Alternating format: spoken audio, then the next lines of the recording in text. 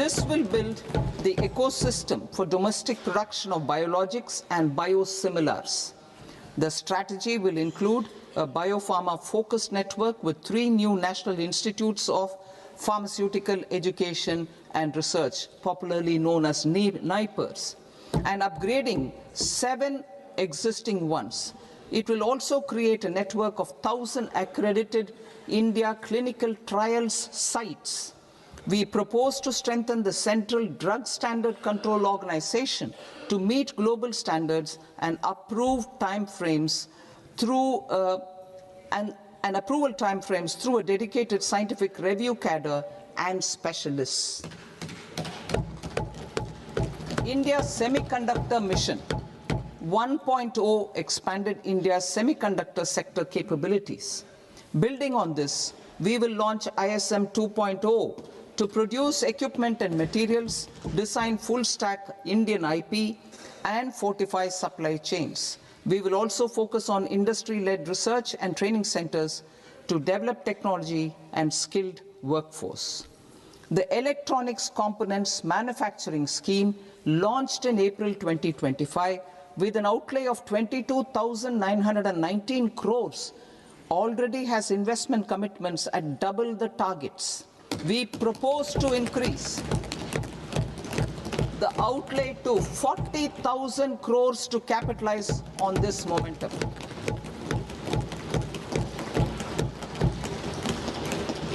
A scheme for rare earth permanent magnets was launched in 2025 November.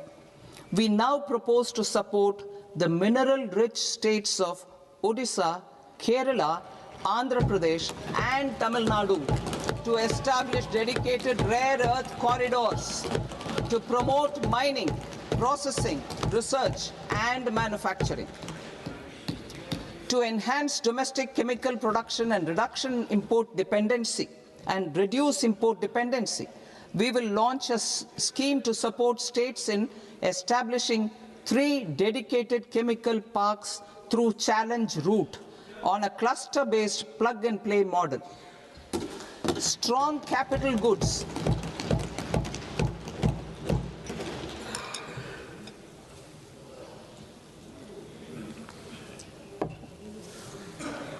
Strong capital goods capability is a determinant of productivity and quality across different sectors. Towards building this capacity, I propose the following. High-tech tool rooms will be established by central public sector enterprises at 2 locations as digitally enabled automated service bureaus that locally design, test, and manufacture high-precision components at scale and at lower cost. 2. A scheme for enhancement of construction and infrastructure equipments will be introduced to strengthen domestic manufacturing of high-value and technologically advanced CIE. This can range from lifts in a multi-storied apartment or firefighting equipment in multiplexes, large or small, and to tunnel boring equipments for building metros and high-altitude roads. I also propose a scheme for container manufacturing to create a globally competitive container manufacturing ecosystem with a budgetary allocation of 10,000 crores over a 5-year period. For the labor-intensive textile sector, I propose an integrated program with 5 subparts. 1. The National Fiber Scheme for self-reliance in natural fibers, such as silk, wool, and jute, man-made fibers, and new-age fibers. Textile expansion and employment scheme to modernize traditional clusters with capital support for machinery, technology upgradation, and common testing and certification centers. 3.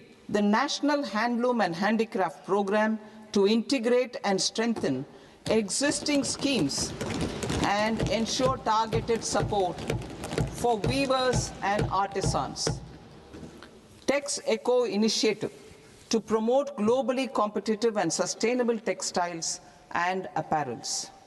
Samarth 2.0 to modernize the upgrade the textile skilling ecosystem through collaboration with industry and academic institutions.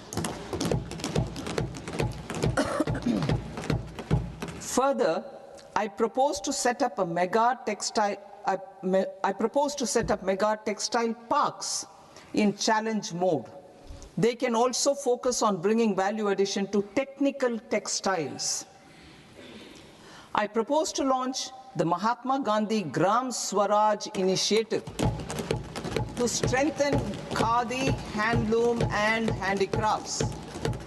This will help in global market linkage and branding. It will streamline and support training, skilling, quality of process, and production. This will benefit our weavers, village industries, One District, One Product ODOP initiative, and also our rural youth. India has the potential to emerge as a global hub for high-quality, affordable sports goods. I propose a dedicated initiative for sports goods that will promote manufacturing, research, and innovation in equipment design, as well as material sciences. Rejuvenation of legacy industrial clusters. I propose to introduce a scheme to revive 200 legacy industrial clusters to improve their cost competitiveness and efficiency through infrastructure and technology upgradation. Creating champion SMEs and supporting micro enterprises. Recognizing MSMEs as a vital engine of growth, I propose a three-pronged approach to help them grow as champions. Equity support. I propose to introduce a dedicated 10,000 crores SME growth fund to create future champions, incentivizing enterprises based on select criteria. I also propose to top up the Self-Reliant India Fund, set up in 2021, with 2,000 crores to continue support to micro enterprises and maintain their access to risk capital. Liquidity support. With TREDS, more than 7 lakh crore has been made available to MSMEs. To leverage its full potential, I propose 4 measures. 1.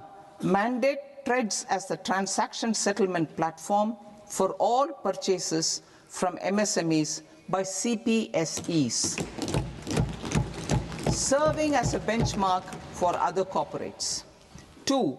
Introduce a credit guarantee support mechanism through CGTMSE for invoice discounting on TREDS platform. 3. Link GEM with TREDS for sharing information with financiers about government purchases from MSMEs, encouraging cheaper and quicker financing. 4. Introduce TREDS receivables as asset-backed securities, helping develop a secondary market, enhancing liquidity and settlement of transactions. Professional support. Government will facilitate professional institutions such as the ICAI, ICSI, ICMAI to design short-term modular courses and practical tools to develop a cadre of corporate mitras, especially in Tier 2 and Tier 3 towns. These accredited para-professionals will help MSMEs meet compliance requirements at affordable costs. Infrastructure. During this past decade, our government has undertaken several initiatives for large-scale enhancement of public infrastructure, including through new financing instruments such as Infrastructure Investment Trust (InvITs) and Real Estate Investment Trust (REITs), and institutions like NIIF and NABFID. We shall continue to focus on developing infrastructure in cities with over 5 lakh population, that is Tier 2, Tier 3 cities, which have expanded to become growth centers. Public capital expenditure has increased manifold from 2 lakh crore in 2014-15 to an allocation of 11.2 lakh crore in BE 25-26. In this coming year, that is financial year 2026-27, I propose to increase it to 12.2 lakh crores to continue the momentum. To strengthen the confidence of private developers regarding risks during infrastructure development and construction phase, I propose to set up an infrastructure risk guarantee fund to provide prudentially calibrated partial credit guarantee to lenders.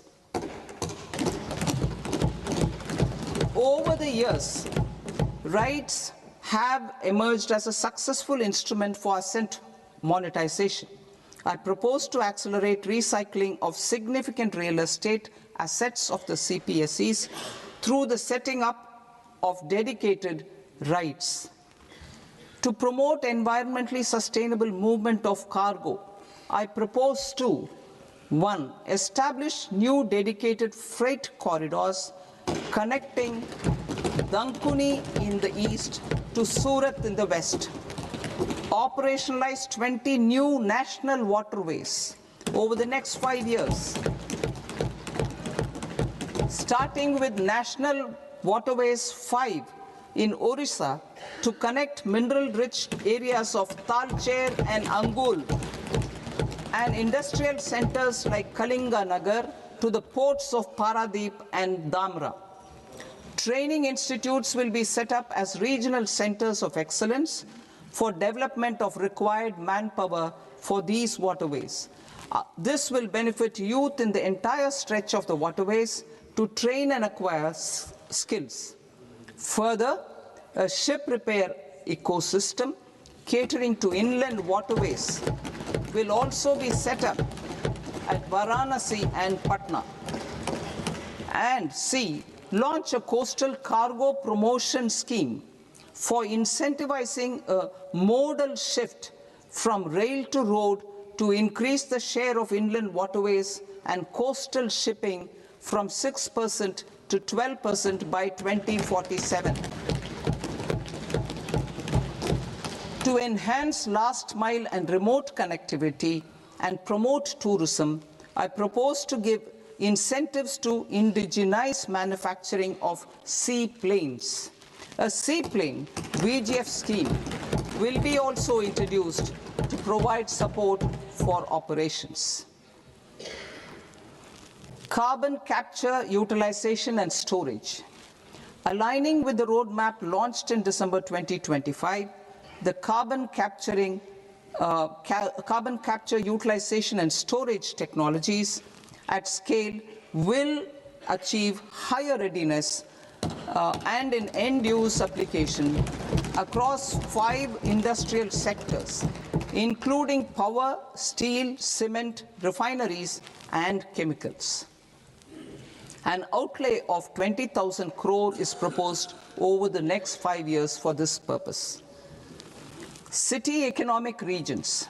Cities are India's engines of growth, innovation, and opportunities. We shall now focus on Tier 2, Tier 3 cities, and even temple towns, which need modern infrastructure and basic amenities. This budget aims to further amplify the potential of cities to deliver the economic power of agglomerations by mapping city economic regions based on their specific growth drivers.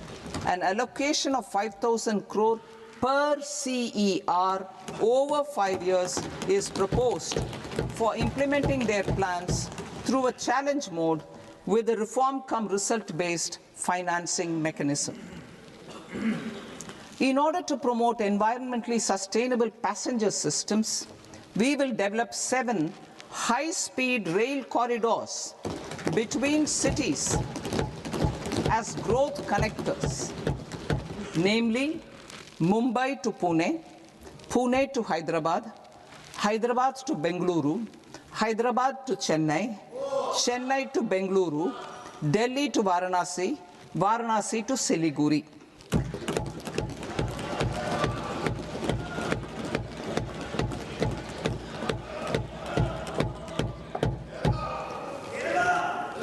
Financial sector. The Indian banking sector today is characterized by strong balance sheet, historic highs in profitability, improved asset quality, and coverage exceeding 98% of villages in the country. At this juncture, we are well placed to futuristically evaluate the measures needed to continue on the path of reform-led growth of this sector. I propose setting up a high-level committee on banking for Vikasit Bharat. High-level committee on banking for Vikasit Bharat to comprehensively review the sector and align it with India's next phase of growth, while safeguarding financial stability, inclusion, and consumer protection. The vision for NBFCs for Vikasit Bharat has been outlined with clear targets for credit disbursement and technology adoption in order to achieve scale and improve efficiency in the public sector NBFCs. As a first step, it is proposed to restructure the Power Finance Corporation and Rural Electrification Corporation. I propose a comprehensive review of the foreign exchange management non-debt instruments rules to create a more contemporary, user-friendly framework for foreign investments consistent with India's evolving economic priorities. Corporate bond market. I propose to introduce a market-making framework with suitable access to funds and derivatives on corporate bond indices. I also propose to introduce total return swaps on corporate bonds. Municipal bonds. To encourage the issuance of municipal bonds of higher value by larger cities, I propose an incentive of 100 crore rupees for a single bond issuance. 100 crore rupees for a single bond issuance of more than 1,000 crore. The current scheme under Amrit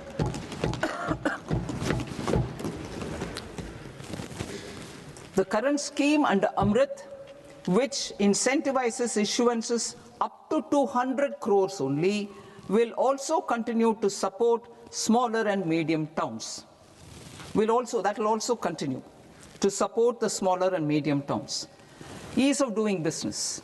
Individual persons resident outside India, PROI, will be permitted to invest in equity instruments of listed Indian companies through the portfolio investment scheme.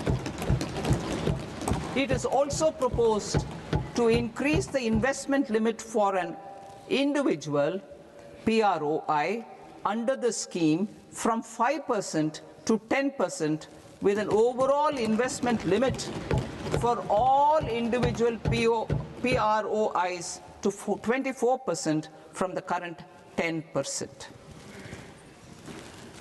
Emerging technologies including AI. 21st century is technology-driven. Adoption of technology is for the benefit of all people.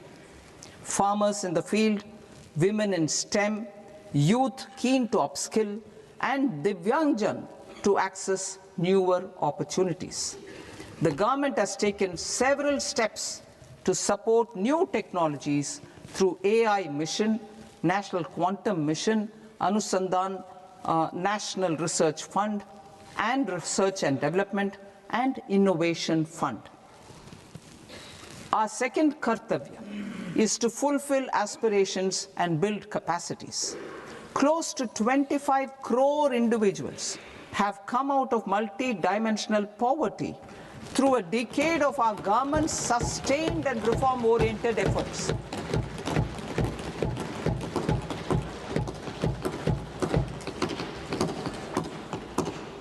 Our government has therefore decided to place a renewed emphasis on the service sector to provide a pathway to fulfilling aspirations of a youthful India with the following measures. I propose to set up a high-powered Education to Employment and Enterprises Standing Committee to recommend measures that focus on services sector as a core driver of Vikasit Bharat. This will make us a global leader in services with a 10% global share by 2047. The committee will prioritize areas to optimize the potential for growth, employment, and exports. They will also assess the impact of emerging technologies, including AI, on jobs and skill requirements and propose measures thereof. To create a range of skilled career pathways, a new range of skilled career pathways for our youth, I propose interventions in the following sectors. Health. Existing institutions for allied health professionals will be upgraded and new AHP institutions established in private and government sectors.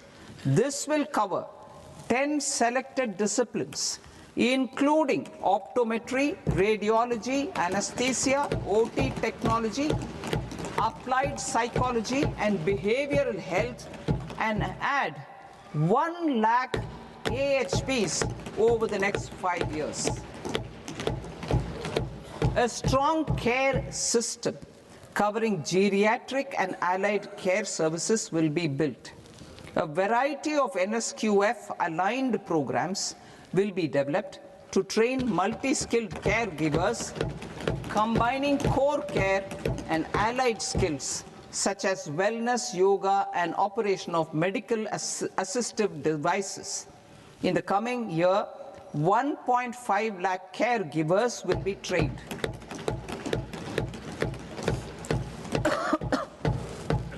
Hubs for medical value tourism. To promote India as a hub for medical tourism services, I propose to launch a scheme to support states in establishing 5 regional medical hubs in partnership with the private sector. These hubs will serve as integrated healthcare complexes that combine medical, educational, and research facilities.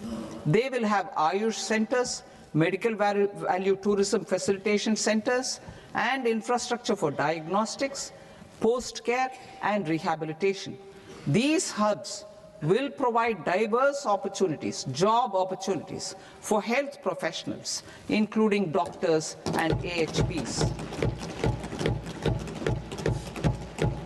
Ancient Indian yoga, already respected in several parts of the world, was given a mass global recognition when Honorable Prime Minister took it to the UN. Post-COVID, Ayurveda gained a similar global acceptance and recognition. Exporting quality Ayurveda products helps farmers who grow the herbs and youth who process the products. To meet growing global demand, a few more steps are being taken. I propose to 1. Set up 3 new All India Institutes of Ayurveda. 2. Upgrade Ayush pharmacies and drug testing labs for higher standards of certification ecosystem and make available more skilled personnel. 3. Upgrade the WHO Global Traditional Medicine Center in Jamnagar to bolster evidence-based research, training, and awareness for traditional medicine. Animal husbandry. Livestock contributes to close to 16% of farm income, including of poor and marginal households. to scale up availability of veterinary professionals by more than 20,000. I propose to roll out a loan-linked capital subsidy support scheme for establishment of veterinary and para-veterinary colleges, veterinary hospitals, diagnostic laboratories, and breeding facilities in private sector. Collaboration between Indian and foreign institutions will also be facilitated. Orange economy. India's animation, visual effects, gaming and comics sector, AVGC sector, is a growing industry projected to require 2 million professionals by 2030. I propose to support the Indian Institute of Creative Technologies, Mumbai, in setting up AVGC content creator labs in 15,000 secondary schools all over the country and 500 colleges.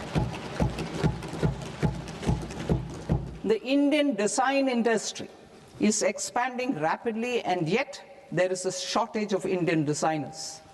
I propose to establish, through Challenge Route, a new National Institute of Design to boost design education and development in the eastern region of India. Education. Our government will support states through Challenge Route in creating 5 university townships in the vicinity of major industrial and logistics corridors. These planned academic zones will host multiple universities, colleges, and research institutions, skill centers, and residential complexes. In higher education, STEM institutions, prolonged hours of study and laboratory work pose some challenges for girl students. Through VGF, Viability Gap Funding and capital support, one girls' hostel will be established in every district.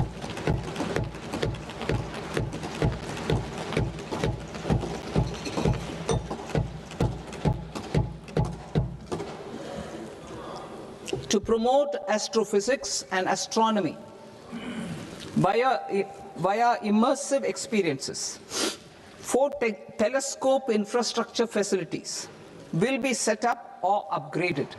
The National Large Solar Telescope, the National Large Optical Infrared Telescope, the Himalayan Chandra Telescope, and the Cosmos 2 Planetarium.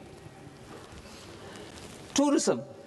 The tourism sector has the potential to play a large role in the employment generation, forex earnings, and expanding the local economy. I propose to set up a National Institute of Hospitality by upgrading the existing National Council for Hotel Management and Catering Technology. It will function as a bridge between academia, industry, and government. I also propose a pilot scheme for upskilling 10,000 guides in 20 iconic tourist sites through a standardized, high-quality, 12-week training course in hybrid mode in collaboration with the Indian Institute of Management. A national destination digital knowledge grid will be established to digitally document all places of significance, cultural, spiritual, and heritage. This initiative will create a new ecosystem of jobs for local researchers, historians, content creators, and technology partners. India has the potential and opportunity to offer world-class trekking and hiking experience. We will develop ecologically sustainable mountain trails in Himachal Pradesh, Uttarakhand, and Jammu Kashmir. Also in Araku Valley in the Eastern Ghats and Podigai Malai in the Western Ghats. Turtle trails along key nesting sites in the coastal areas of Odisha, Karnataka and Kerala. And 3, bird watching trails along the Pulikat Lake in Andhra Pradesh, Tamil Nadu. It's on the border. Under the visionary leadership of Honorable Prime Minister, we established the International Big Cat Alliance in 2024. This year, India is hosting the first ever Global Big Cat Summit, where heads of governments and ministers from 95 range countries will deliberate on collective strategies for conservation. Heritage and culture tourism.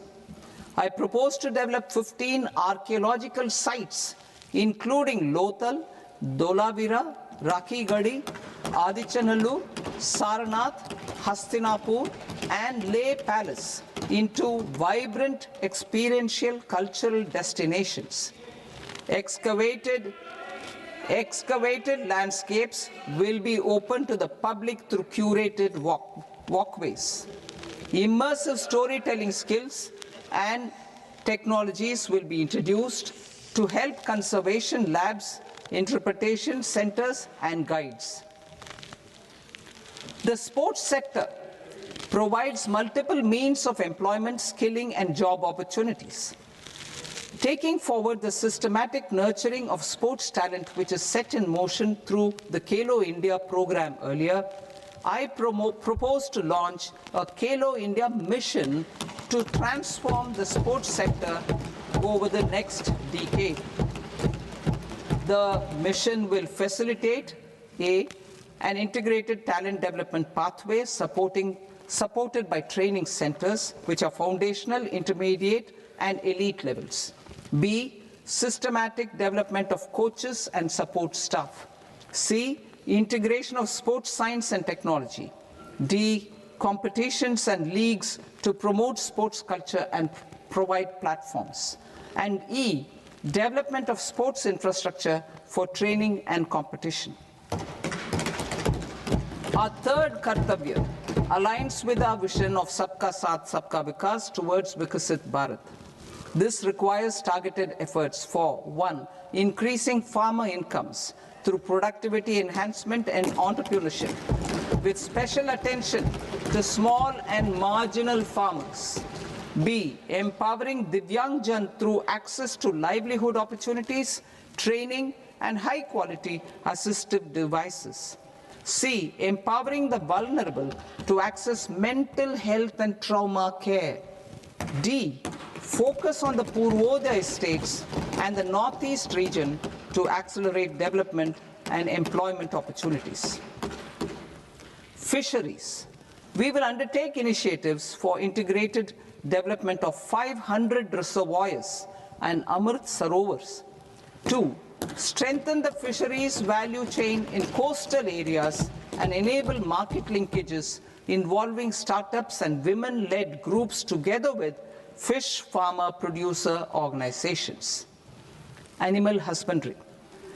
To provide quality employment opportunities in rural and peri-urban areas, we will support the animal husbandry sector in entrepreneurship development through A, credit-linked subsidy program, B, scaling up and modernization of livestock enterprises, C, enhanced creation of livestock, dairy, and poultry enhanced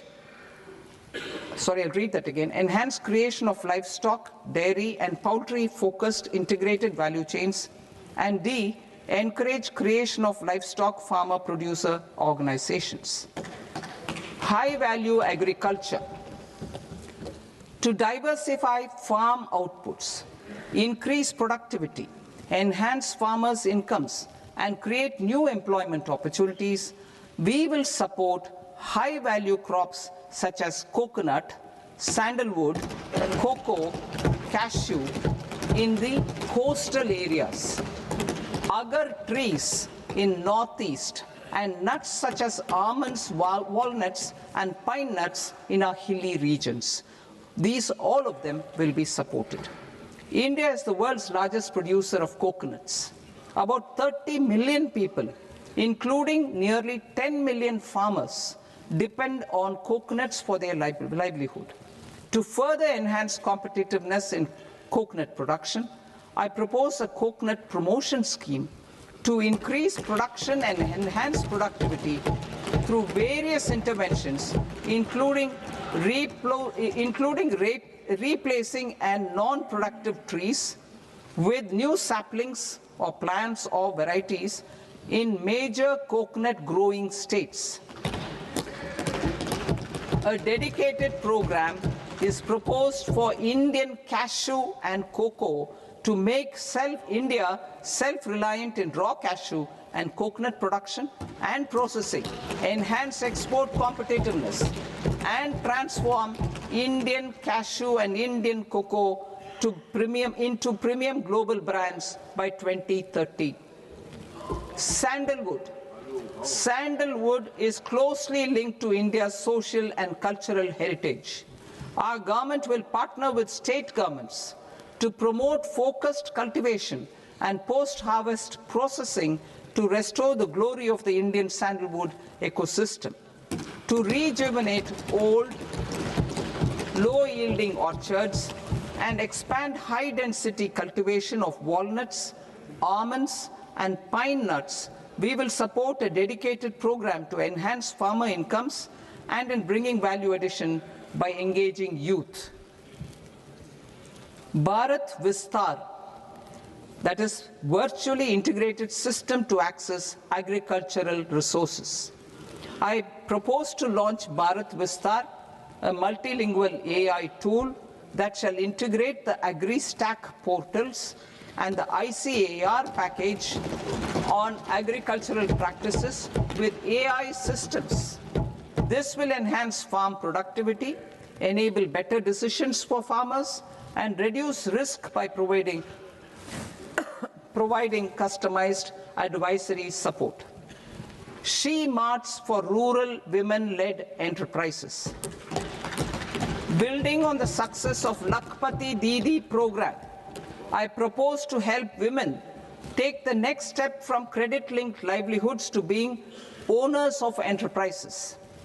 Self-help entrepreneur, She Marts will be set up as community-owned retail outlets within the cluster-level federations through enhanced and innovative financing instruments. Empowering Divyangjan. Divyangjan Kaushal Yojana. Information technology, AVGC sectors, hospitality and food and beverages sectors often offer task-oriented and process-driven roles which are suitable for Divyangjan. We will ensure dignified livelihood opportunities through industry-relevant and customized training specific to each Divyangjan group. Divyang Sahara Yojana. Timely access to high-quality assistive devices for all eligible Divyangjan is a fundamental need. I propose to 1. Support the Artificial Limbs Manufacturing Corporation of India, ALIMCO, to set up and to scale up production of assistive devices, invest in R&D and AI integration, strengthen PM Divyasha Kendras, and support setting up of assistive technology marts as modern retail style centers where Divyangjan and senior citizens can see, try, and purchase assistive products. Reaffirming our commitment to mental health and trauma care.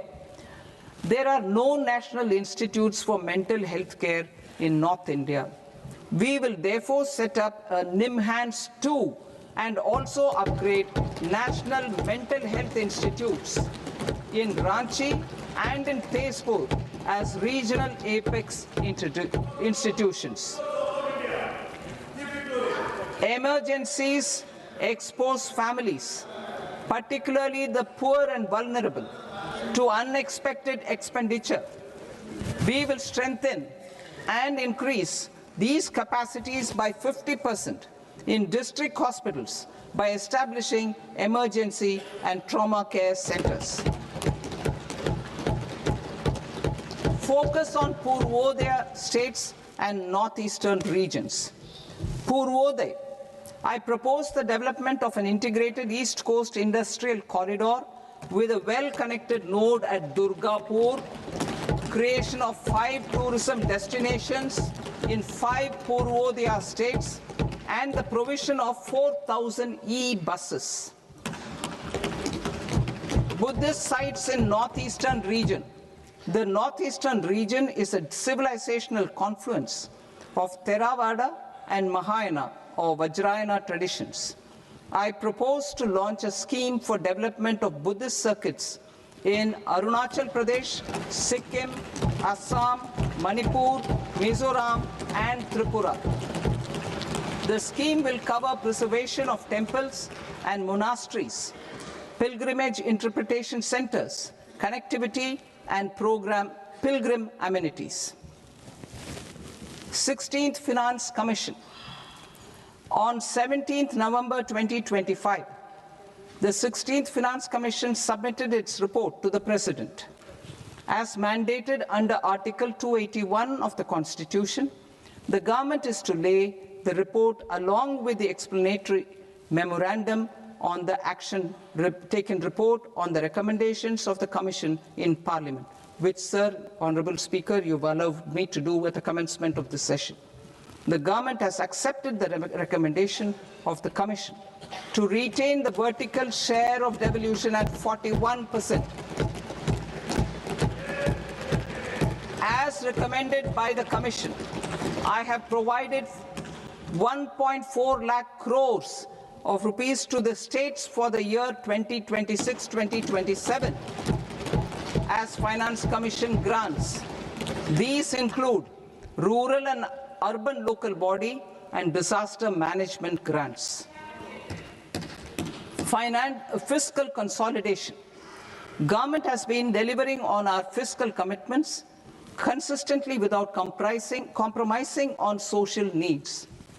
To strive towards accepted standards of fiscal management in Budget 25-26, I had indicated that the central government would target reaching a debt to GDP ratio of 50 plus or minus 1% by 2030-31. In line with this, the debt to GDP ratio is estimated to be 55.6% of GDP in BE 26-27.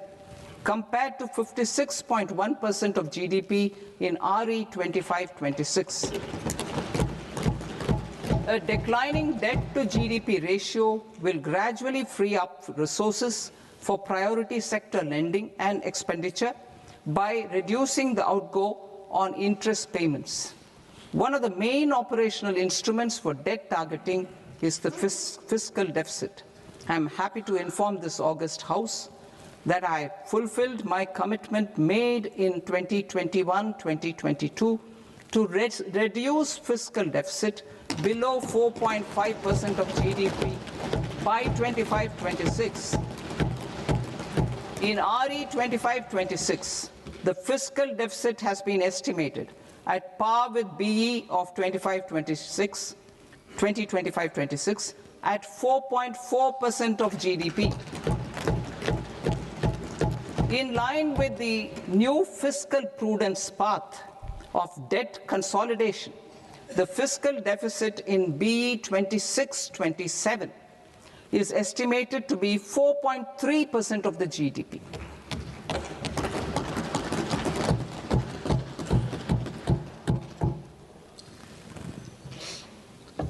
The revised estimates of the non-debt receipts are 34 lakh crore rupees, of which the centre's net tax receipts are 26.7 lakh crore. The revised estimate of the total expenditure is 49.6 lakh crore rupees, of which the capital expenditure is about 11 lakh crores. Budget estimates 2026 to 2027.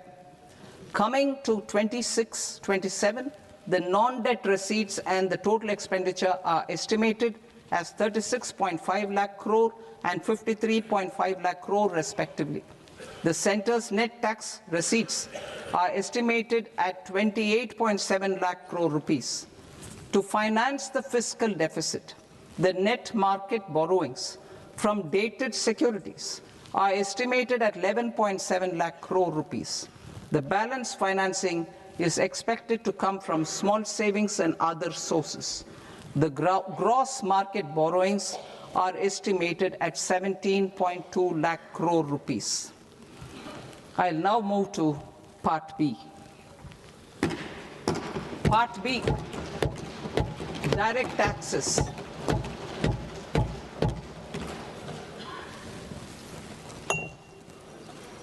Honorable Speaker, sir, I now present my proposals on direct taxes. New Income Tax Act. In July 2024, I announced a comprehensive review of the Income Tax Act 1961. This was completed in a record time, and the Income Tax Act 2025 will come into effect from 1st April 2026.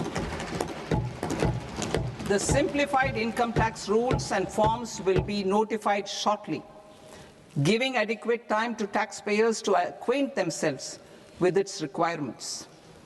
The forms have been redesigned such that ordinary citizens can comply without difficulty. Ease of living. I propose that any interest awarded by the Motor Accident Claims Tribunal to a natural person will be exempt from income tax, and any TDS on this account will be done away with. I propose to reduce TCS rate on the sale of overseas tour program package from the current 5% and 20% to 2% without any stipulation of amount. I propose to reduce TCS rate for pursuing education and for medical purposes under the Liberalized Remittance Scheme, popularly known as LRS, from 5% to 2%. Supply of manpower services is proposed to be specifically brought within the ambit of payment to contractors for the purpose of TDS to avoid ambiguity. Thus, TDS on these services will be at the rate of either 1% or 2% only. I propose a scheme for small taxpayers, wherein a rule-based automated process will enable obtaining a lower or nil deduction certificate instead of filing an application with the assessing officer. For the ease of taxpayer holding securities in multiple companies, I propose to enable depositories to accept Form 15G or Form 15H from the investor and provide it directly to various relevant companies. I propose to extend time available for revising returns from 31st December to up to 31st March with the payment of a nominal fee. I also propose to stagger the timeline for filing of tax returns. Individuals with ITR 1 and ITR 2 returns will continue to file till 31st July, and non-audit business cases or trusts are proposed to be allowed time till 31st August. TDS on sale of immovable property by a non-resident is proposed to be deducted and deposited through resident buyers and his or her PAN-based challan instead of requiring a TAN, which is a temporary accounting number. To address practical issues of small taxpayers like students, young professionals, tech employees, relocated NRIs, and such others, I propose to introduce a one-time 6-month foreign asset disclosure scheme for these taxpayers to disclose income or assets below a certain size. This scheme would be applicable for two categories of taxpayers, namely A, who did not disclose their overseas income or assets, and B, who disclosed their overseas income and or paid due tax but could not declare the asset acquired. For category A, the limit of undisclosed income or asset is proposed to be up to 1 crore rupees. They need to pay 30% of fair market value of asset or 30% of undisclosed income as tax and 30% as additional income tax in lieu of penalty and would thereby get immunity from prosecution. For category B, asset value is proposed to be up to 5 crore rupees. Here, immunity from both penalty and prosecution will be available with a payment of fee of 1 lakh rupees. Rationalizing penalty and prosecution. Multiplicity of proceedings are hindrance to the ease of doing business. I propose to integrate assessment and penalty proceedings by way of a common order for both. There will be no interest liability on the taxpayer on the penalty amount for the period of appeal before the first appellate authority, irrespective of the outcome of appeal process. Further,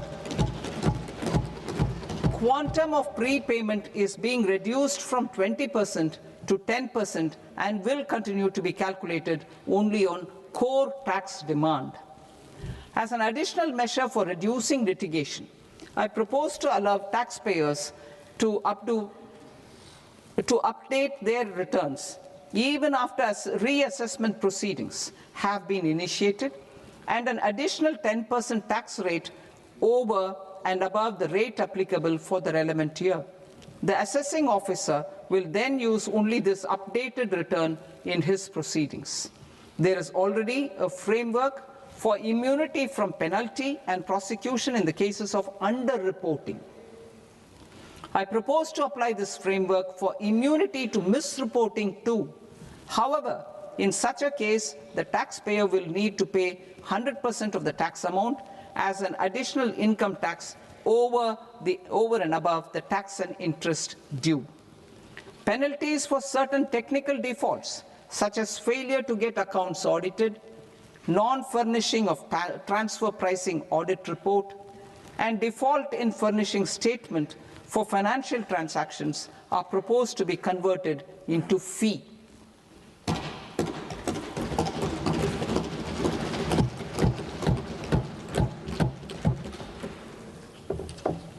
I propose to rationalize prosecution framework under Income Tax Act while maintaining a careful balance for deterrence in some serious offence.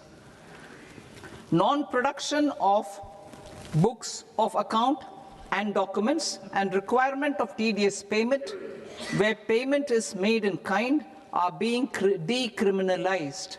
Further, minor offences will attract fine only. The remaining prosecutions will be graded commensurate with the quantum of offence. They will entail only simple imprisonment with maximum imprisonment reduced to 2 years and power to courts to convert even those into fines. There is no penalty.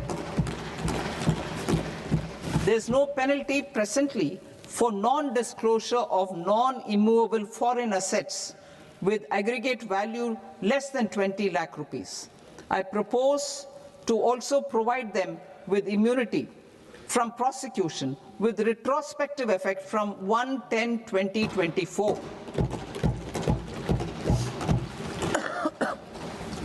Cooperatives.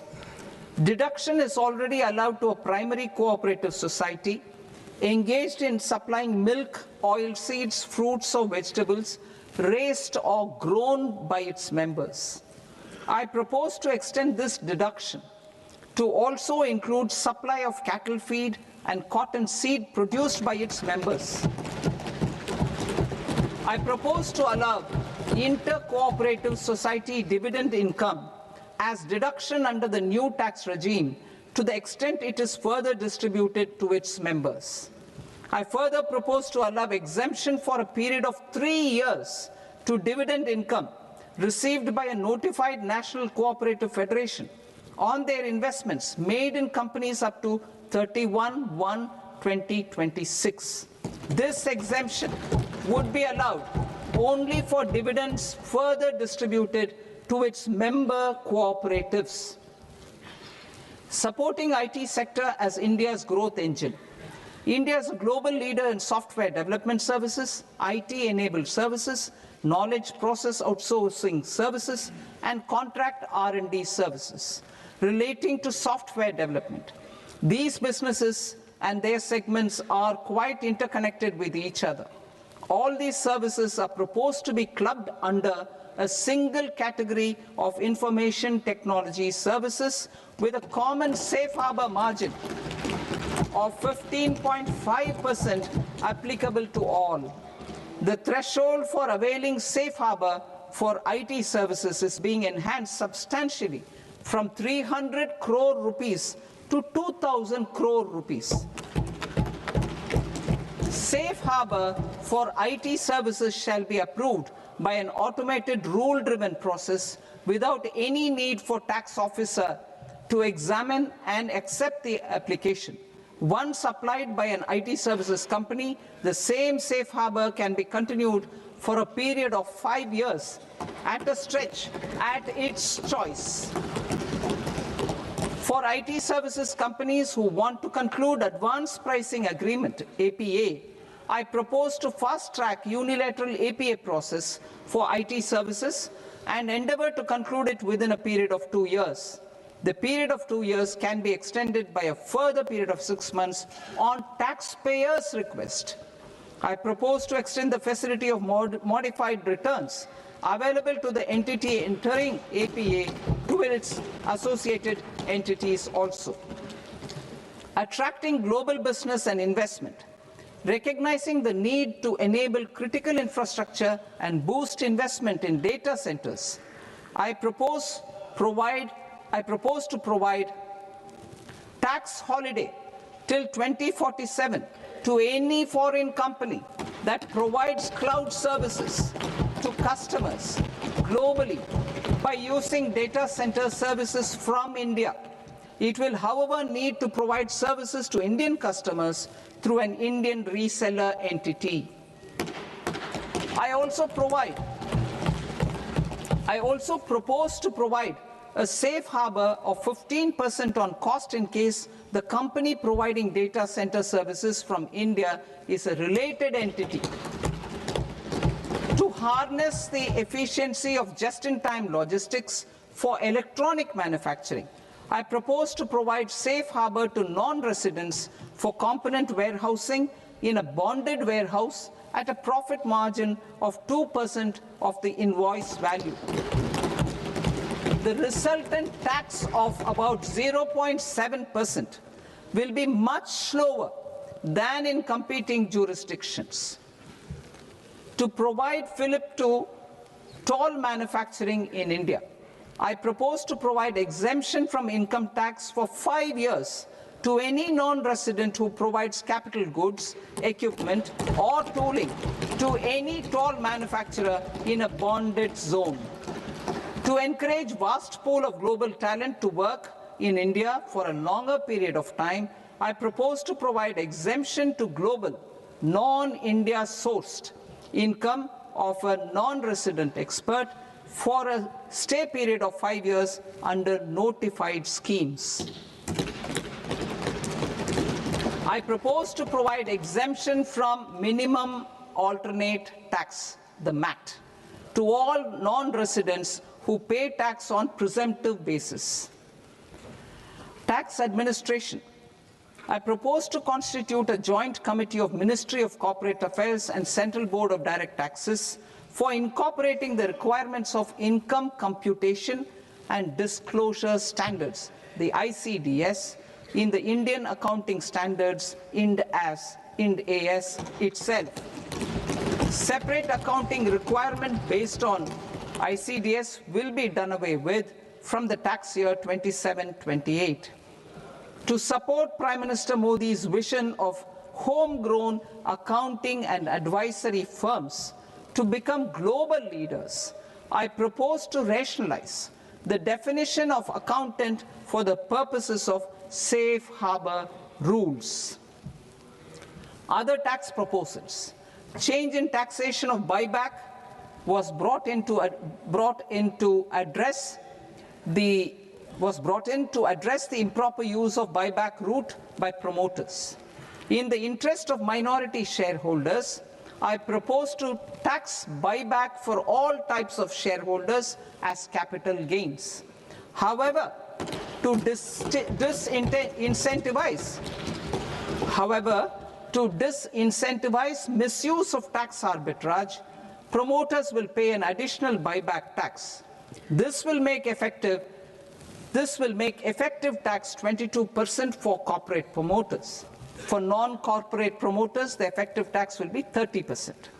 TCS rate for sellers of specific goods, namely alcoholic liquor, scrap, and minerals, will be rationalized to 2%, and that on tendu leaves will be reduced from 5% to 2%. I propose to raise the STT on futures to 0.05% from the present 0.02%. STT on options premium and exercise of options are both proposed to be raised to 0.15% from the present rate of 0.1% and 0.125% respectively. We reformed the taxation landscape for corporates in 2019 by providing them a simplified regime with lower tax rate so that they could productively focus on business rather than on claim of deductions and exemptions. To encourage companies to shift to the new regime, set-off of brought forward MAT credit, minimum alternate tax credit, is proposed to be allowed to companies only in the new regime. Set-off using available MAT credit is proposed to be allowed to an extent of 1/4 of the tax liability in the new regime. MAT is proposed to be made final tax, so there will be no further credit accumulation from 1st April 2026. In line with this change, the rate of final tax is being reduced to 14% from the current MAT rate of 15%. The brought forward MAT credit of taxpayers accumulated till 30th March 2026 will continue to be available to them for set-off as above. Indirect taxes. I shall now take up proposals related to indirect taxes. My proposals for customs and central excise aim to further simplify the tariff structure, support domestic manufacturing, promote export competitiveness, and correct inversion in duty. To continue weeding out long-continuing customs duty exemptions, I propose to remove certain exemptions on items which are being manufactured in India or where the imports are negligible. Similarly, to further simplify the process of ascertaining the rate of duty applicable on a particular item, I propose to incorporate certain effective rates in various customs notifications to the tariff schedule itself. I shall now take up sector-specific proposals. Promotion of exports of marine, leather, and textile products. I propose to increase the limit for duty-free imports of specified inputs used for processing seafoods for export from the current 1% to 3% of FOB value of the previous year's export turnover. I also propose to allow duty-free imports of specified inputs, which is currently available for exports of leather or synthetic footwear, to exports of shoe uppers as well. I propose to extend the time period for export of final product from the existing 6 months to 1 year for exporters of leather or textile garments, leather or synthetic footwear, and other leather products. Energy transition and security. I propose to extend the basic customs duty exemption given to capital goods used for manufacturing lithium-ion cells for batteries to those used for manufacturing lithium-ion cells for battery energy storage systems also. I propose to exempt basic customs duty on import of sodium antimonate for use in manufacture of solar glass. Nuclear power. I propose to extend the existing basic customs duty exemption on imports of goods required for nuclear power projects till the year 2035 and expand it for all nuclear plants irrespective of their capacity.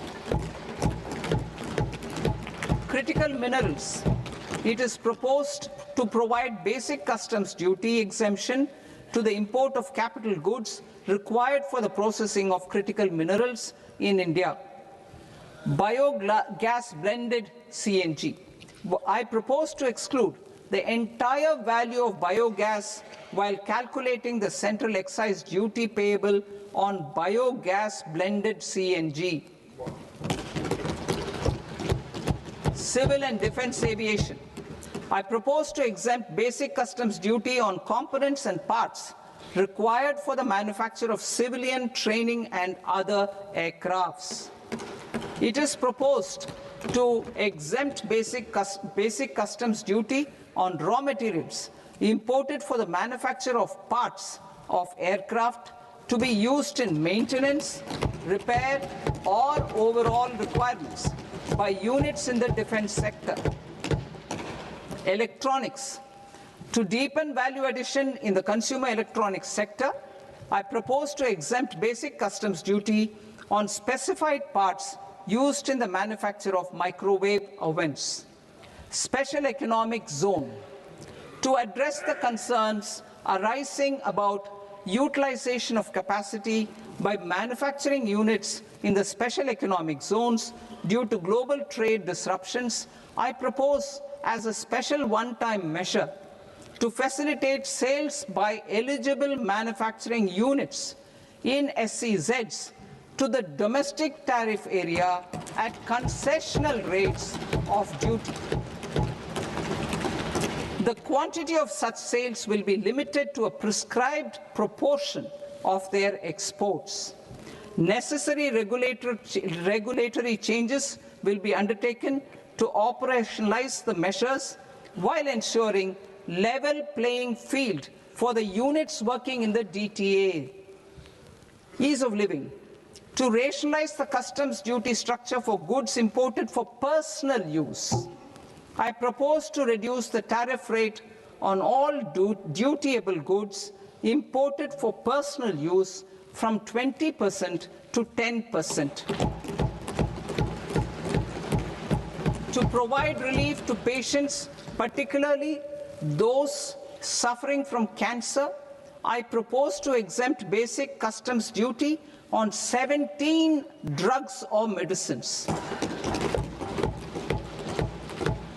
I propose also to add 7 more rare diseases for the purposes of exempting import duties on personal imports of drugs, medicines, and food for special medical purposes used in their treatment. Customs process. India's role and share in the global trade is poised for a major leap in line with our ambition and journey towards Vikasit Bharat. In this regard, I propose many measures for custom processes to have minimal intervention for smoother and faster movement of goods and greater certainty to the trade. Trust-based systems.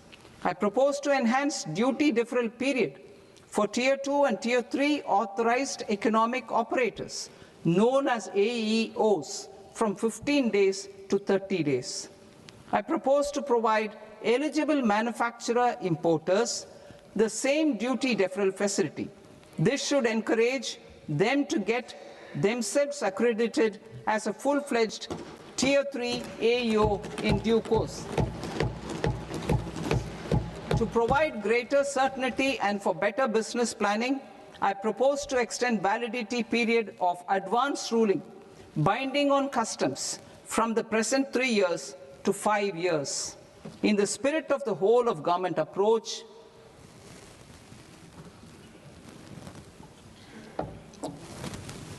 government agencies will be encouraged to leverage AEO accreditation for preferential treatment in clearing their cargo.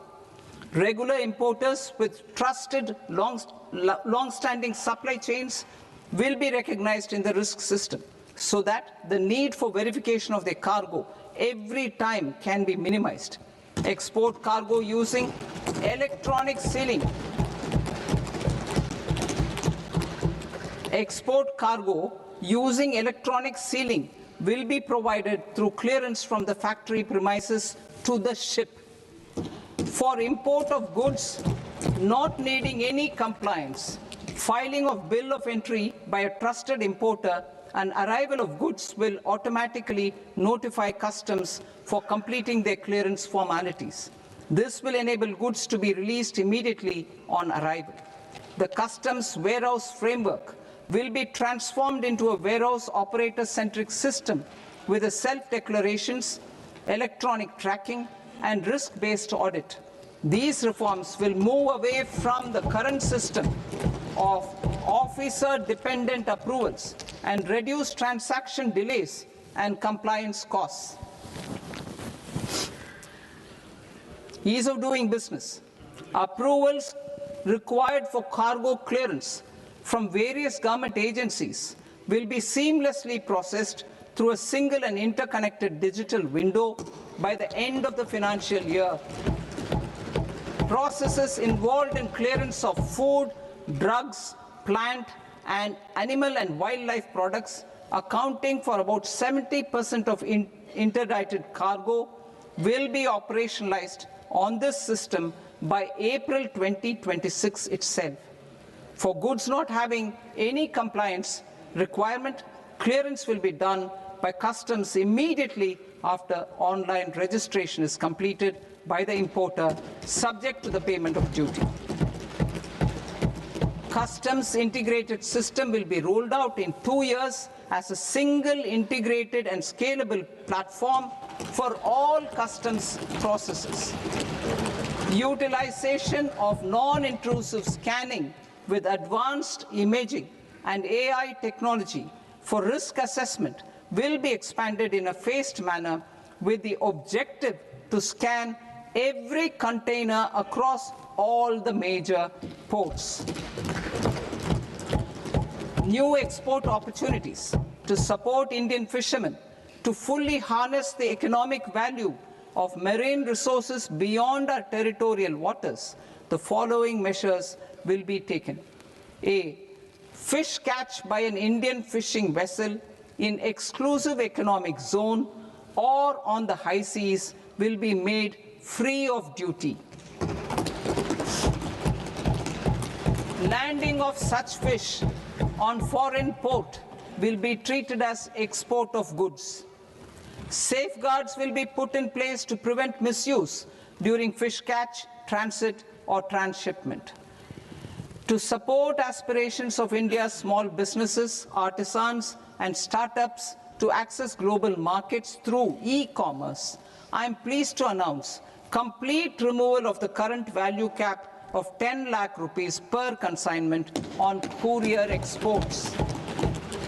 In addition, handling of rejected and returned consignments will be improved with effective use of technology for identifying such consignments.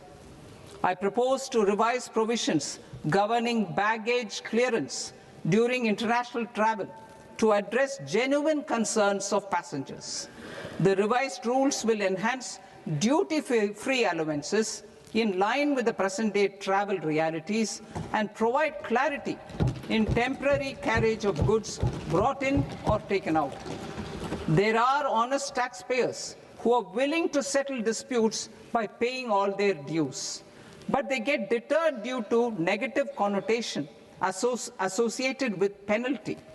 They will now be able to close cases by paying an additional amount in lieu of penalty. Honorable Speaker, sir, with this, I commend the budget to this august House. Jai Hind.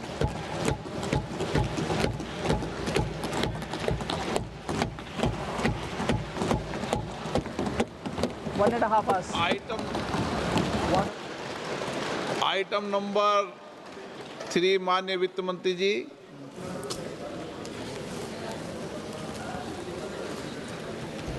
Item number 2, sir. 3 Sir, with your permission, I rise to lay on the table of the following statements under Section 3, 1 of the Fiscal Responsibility and Budget Management Act of 2003. Medium-term fiscal policy cum fiscal policy strategy statement and macroeconomic framework statement. Item number 4 माननीय वित्त मंत्री जी। Sir, with your permission, I move for leave to introduce the Finance Bill 2026. प्रश्न ये कि विधेयक को पुनर्स्थापित करने की अनुमति प्रदान की जाए।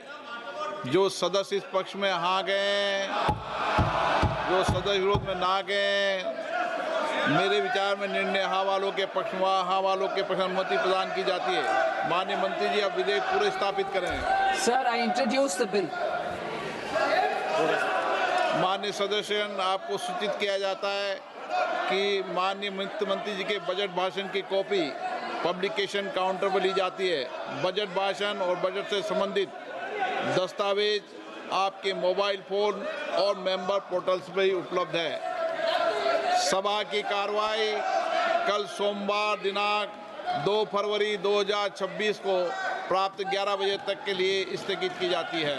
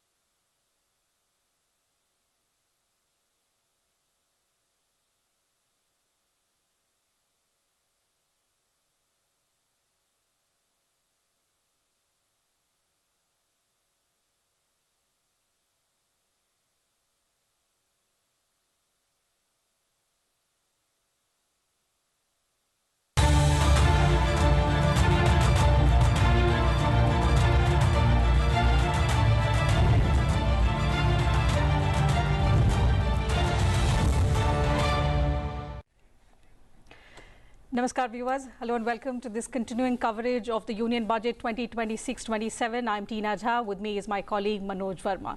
So you heard the Finance Minister Nirmala Sitharaman presenting the Union Budget 2026-27, also introducing the Finance Bill. She's become, in fact, she's made history today as she presented her 9th consecutive Union Budget under the leadership of Prime Minister Modi. This, viewers, is also the first time in India's fiscal history that the Union Budget has been presented on a Sunday. We'll discuss some of the proposals and the key highlights of this budget speech, which extended nearly 1.5 hours, some of the key announcements that the Finance Minister made. In fact, the proposals in the budget, she said, are aimed at boosting growth, meeting people's aspirations, most importantly, enabling inclusive development. So the key highlight of the budget 2026-27 is that India has set a lower fiscal deficit target and higher capex outlay for FY27 with a reforms push. Just to put it into numbers, for the financial year 2027, the capital expenditure has been set at 12.2 lakh crore rupees. The fiscal deficit target has been set at 4.3% of GDP in FY27. In fact, if you heard the finance minister, she said she fulfilled her commitment that she made in FY 2022 to reduce the fiscal deficit below 4.5% of the GDP. Also, in revised estimates 2025-26, the fiscal deficit is at 4.4% of the GDP. The debt to GDP ratio is estimated at 55.6% in budget estimates 2026-27 versus the 56.1% in revised estimates 25-26. FY27 expenditure is estimated at 53.5 lakh crore rupees. The revised estimates of expenditure in FY 2026 were 49.6 lakh crore rupees. So a significant jump there as far as the numbers are concerned. Also, FY 27 net market borrowing from the dated securities is estimated at 11.7 lakh crore rupees. The gross market borrowing is seen at 17.2 lakh crore rupees. The net tax receipts estimated at 28.7 lakh crore rupees in FY27. We'll bring you charts and graphics related to it for you to understand better. These are just some of the numbers that we were able to pick up from the finance minister's speech. So in a few moments from now, our production team will be able to put out charts and graphics for you to understand better those numbers and a comparative data of how these numbers stand compared to the previous budgets. Also, the states, they will be getting 1.4 lakh crore rupees as the Finance Commission grants. These were about the important numbers, Manoj. Let's now quickly give our viewers a recap of some important announcements and statements that the Finance Minister spoke about, especially in terms of how this budget takes us closer and aligns it with our Viksit Bharat vision. जी बिल्कुल टीना जी, अगर आज के budget की हम बात करें, जिस तरह निर्मला सीतारमण जी ने अपना बजट पेश किया है और 3 कर्तव्य खास तौर से बताए हैं सरकार के, और ये 3 कर्तव्य जो हैं वो विकसित भारत का एक रोड मैप सरकार ने प्रस्तुत किया है देश के सामने कि कैसे सरकार जो है देश की आर्थिक स्थिति को मजबूत करेगी, उसको लेकर काम करेगी। साथ ही जो जन आकांक्षा हैं, मतलब जन आकांक्षाओं से मतलब शिक्षा, स्वास्थ्य, जो आम आदमी से जुड़ी पहलू हैं, उन पर कैसे काम करेगी। इसी प्रकार सरकार ने 3 अपने कर्तव्यों के साथ देश को विकसित भारत के रोड मैप पर ले जाने का अपनी इच्छा प्रकट इस बजट के माध्यम से निर्मला सीतारमण जी ने की है। जाहिर तौर पे बजट में गांव, गरीब, किसान सरकार की प्राथमिकता में है। साथ ही शिक्षा और स्वास्थ्य को सरकार ने बूस्ट करने का काम किया है। देश के इंफ्रास्ट्रक्चर पर भी सरकार का खासा फोकस रहा है। बायो फार्मा सेक्टर के लिए सरकार ने अपने खजाने का मुंह खोला है और सेमीकंडक्टर को लेकर भी सरकार ने कई महत्वपूर्ण ऐलान इसमें किए हैं। हम जो पॉइंट्स हैं बजट के, उन पे चर्चा करेंगे अपने खास मेहमानों के साथ टीना, और दर्शकों को बताने की कोशिश करेंगे कि इस बजट का संदेश क्या है, मायने क्या हैं। Certainly, as Manoj rightly said, the contour, the overview of the budget is that the Finance Minister, under the leadership of the Prime Minister, has proposed interventions in 6 areas. And the budget revolves around these 6 areas, which includes scaling up manufacturing is in 7 strategic and frontier sectors. The FM spoke about rejuvenating legacy industrial sectors, creating champion MSMEs, again, key driver of our growth. So special attention has been given to that sector as well. Also delivering a powerful push for infrastructure. So in addition to expanding some of the already existing schemes, there are several key announcements, new announcements that the Finance Minister has also made in this regard. Ensuring long-term security and stability. And another key dimension that you will find in the budget is developing city economic regions. So we'll discuss with experts who are joining us in the studio. We'll also have industry leaders join us virtually to talk about what they think about the budget and, most importantly, how it aligns with our Viksit Bharat roadmap. Joining us are 2 guests in the studio. So let's begin the program by introducing them to you. Delighted to welcome Dr. Aman Agarwal, Director, Indian Institute of Finance, and Dr. Sabyasachi Saha, Associate Professor, RIS. Thank you, gentlemen, for joining us on the program. To begin with you, Professor Agarwal, how would you sum up the budget? Let's begin the program with that.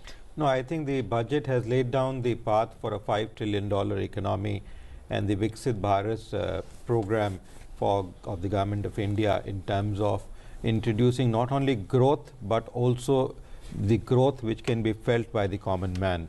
I think almost all segments of the society have been touched upon. The capex has been kept almost consistent to bring in growth and the stability in the economy, and the fiscal prudence which this government has introduced for almost over a decade now is reaping fruits, as the Honorable Finance Minister also pointed out that her commitment has met grounds of keeping it below 4.5% and targeting further down going forward. I think the GDP numbers in the last 2 quarters have shown clearly that the 7.4% projected in the economic survey might even get surpassed if we are able to get a similar kind of a jump as we've seen in Q2, Q3 this year. In fact, crossing 7.5 if possible, because all the factors which are there are so positive, giving a positive rebounding effect. And in fact, the budget has laid down a pathway which industry across the globe and within the country looks upon for introducing investments in the country in different segments. And in my opinion, none of these segments, whether it is social sector, rural development, or agriculture, healthcare, education, you talk of a sector, it has been looked upon. Even from a macroeconomic perspective, she has contributed and given not only roads and railways, but even city infrastructure, meeting the AI needs and structures which are there, the latest to be there. She's also talked about employment and how different sectors will induce employment through her schemes which she's proposed in the budget. I think the budget is a way forward beyond, as we say, India is more like an elephant. It is like an elephant which has been added the wings of a jet to go forward at a very fast speed, like the BrahMos is making a mark globally for India. Similarly, this budget will make a mark for this country. Absolutely. Before we proceed, Manoj, 2 more guests have joined us virtually. Professor Ashok Vishandas, he's Professor Applied Economics, IIPA, and ex-chairman CACP, Ministry of Agriculture and Farmers Welfare, and Mr. Riaz Tingna, he's a partner tax Grant Thornton Bharat. Thank you, gentlemen, for joining us on the program as well. We'll get reactions from you in just a bit. Let me first get in Professor Saha. He's been waiting for long. Professor, your first reaction to the budget, because riding the expectations, there were huge expectations of this budget. So how do you look at it? Is it a growth budget, a reform budget, or a mix of both? Yeah, thank you for having me on the show. Once again, this has been a very remarkable budget in terms of the sectors that it has covered. It is an all-round budget. And it must be seen in continuity to the previous budgets, particularly the post-COVID budgets, when we were focusing not only on growth but also to ensure the supply chain resilience for the economy. And this year, in continuation to the push that was given to Atmanirbharta and Make in India, we see critical enablers being activated for the industrial sector, particularly the 7 sectors that the Finance Minister has particularly mentioned in her budget speech. We have also seen in the economic survey, which has categorically mentioned about the dynamism both in the industrial sector as well as the services sector in terms of its export potential as well as the importance for the economy. Overall, Finance Minister has touched upon key enablers for energizing both industrial and the services sector, because those are also the areas where the value addition would come from, along with employment. But at the same time, we must remember that in the last few years, there has been huge push to revitalize the rural development sector, the agriculture sector and others. And this year, we see no difference from that, and the continuity for a holistic rural development alongside very, very healthy economic growth of the urban centers, facilitating the roadmap for the MSMEs and other sectors would be key takeaways for me from this budget.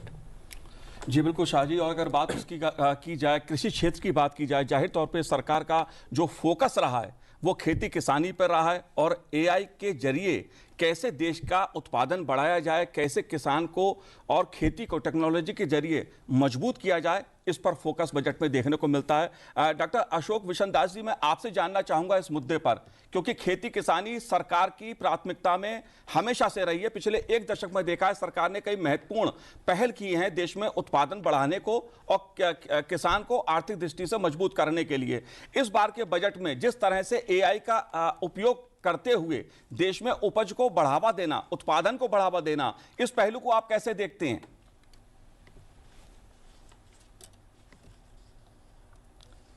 Ashok ji, आप जी, Ashok ji unmute कीजिए।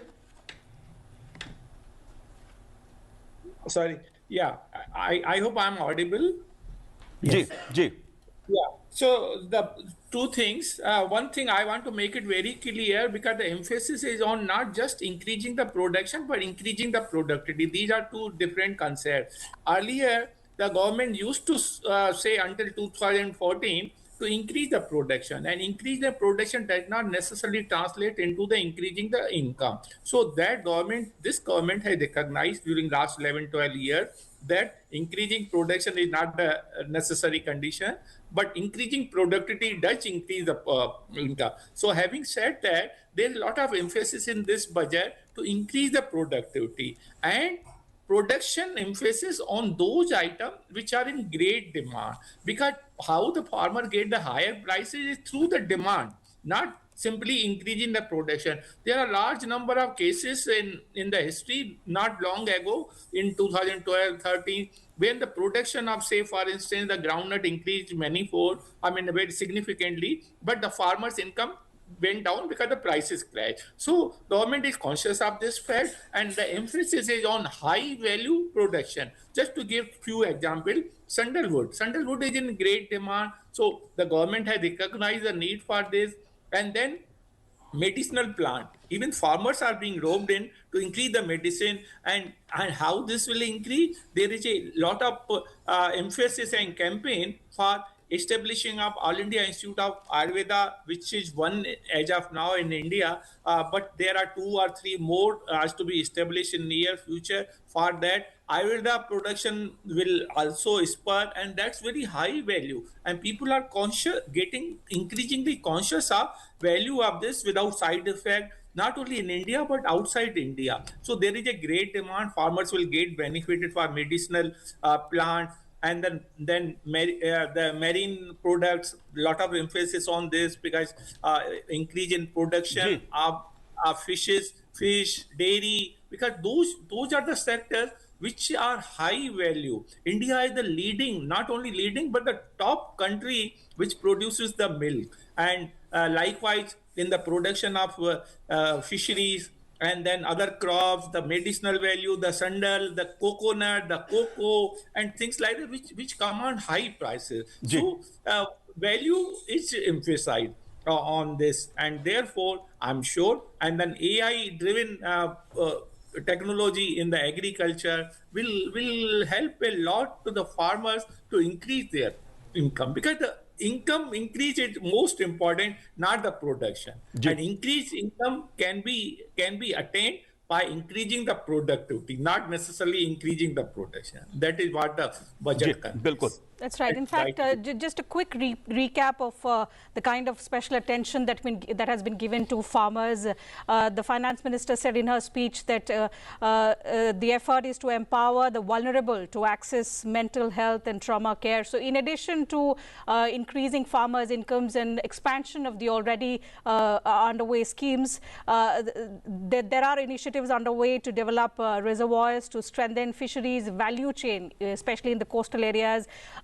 She announced support to animal husbandry through a credit-linked subsidy program, encouraging creation of livestock farmer-producer organizations, support to high-value crops like coconut, sandalwood, and cashew in the coastal areas which have high potential, but initiatives which will perhaps now focus more on these areas to support the generation of walnuts in the hilly regions, to enhance competitiveness in coconut production, and to launch a dedicated program proposed to the Indian cashew and cocoa. So all these announcements perhaps aimed at harnessing the potential of these areas. and making sure that special attention is given to the farmers so that their incomes can also be increased, and that, you would recall, has been one of the focus areas of Prime Minister Modi's government since 2014. Mr. Riaz Thegna is also joining us. He is a partner tax Grant Thornton Bharat. Mr. Thegna, thank you for joining us on the program.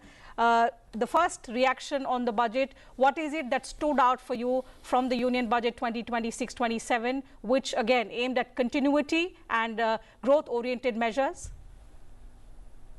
No, absolutely. I think one of the most striking features of the budget is the consistency with which the policies are followed. The emphasis towards reforms, simplification continues. Fiscal prudence is always being followed religiously, and that is really showing results.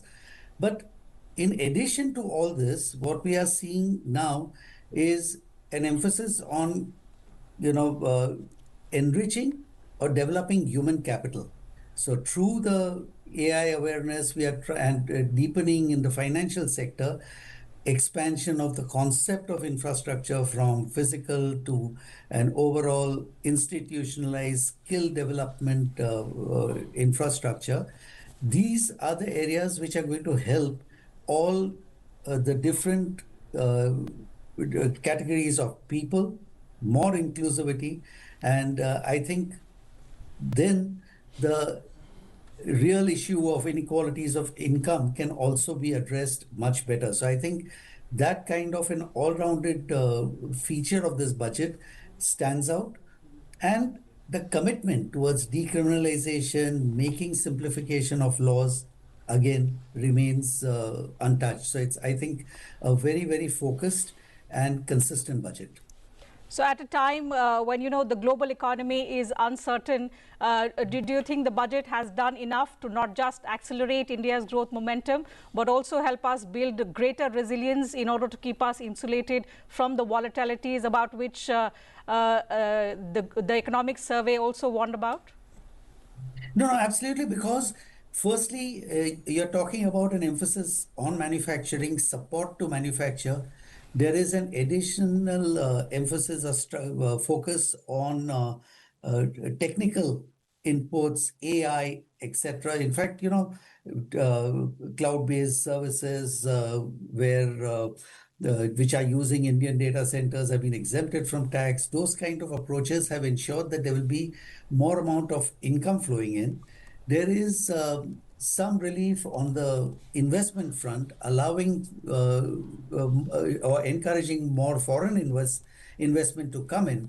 With all this, the strengthening of the economy, both in terms of competitiveness, greater resilience, and of course, increasing the consumption within the country, all these are going to stand us in good stead against the global headwinds that one is facing. That's right, and I particularly liked how Professor Agarwal, the finance minister, brought in the common man. She expressed gratitude to the Indians for, being part of this journey. We've had setbacks, back-to-back setbacks, I should put it like that, after the COVID pandemic in terms of global supply chain disruptions. Then there have been regional conflicts that have broken out, and then to add to that have been the tariffs. But the growth, India's growth story has stood out. But she's tried to connect it to the common man. She put it out quite beautifully that this is the first budget that was prepared in Kartavya Bhavan, and she's weaved the entire budget around the three Kartavyas. So I think in terms of listing out the three Kartavyas, the first one is accelerating, sustaining economic growth by enhancing competitiveness, building resilience to the volatile global dynamics. How do you think this budget takes it one step further to build greater resilience, to perhaps keep us insulated? Again, the same question that I asked Mr. Thegna, because these headwinds are going to perhaps expand in nature in the coming times, and keeping the volatility of these threats in mind, we need to ensure that we are on the right path and that resilience reflects in India's growth story. No, I think the growth trajectory which India has witnessed, clearly visible in the economic survey, the international agencies, whether it is IMF, World Bank, OECD or any other agency, ADB, has been talking about the growth story, appreciating the growth story, the reform process which the government adopted.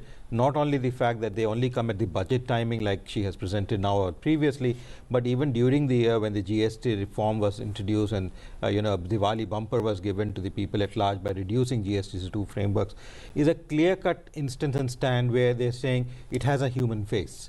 Now, we have had budgets in the past where Kisan was the face, where the industry has been the face, the SME has been the face, the youth has been the face. This time there is a human face meaning that is the all categories, people at the lowest level, the middle level, everybody, even the people in the industry, they have been looked upon. You see, waiver of customs on critical disease, drug diseases and all. Similarly, in the GST reform when they were introduced in September, they was completely done away with about large number of drugs. GST was done away from them.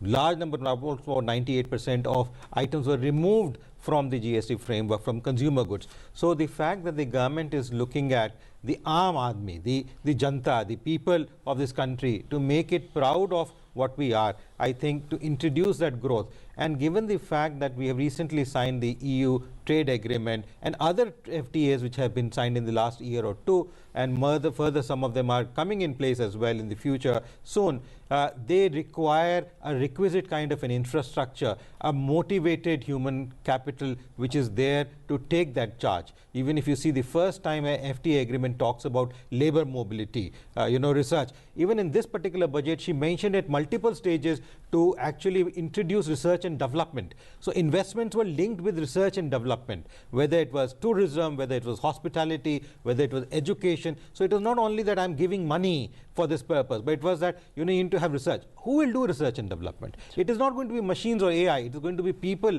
who are going to function, scholars, researchers.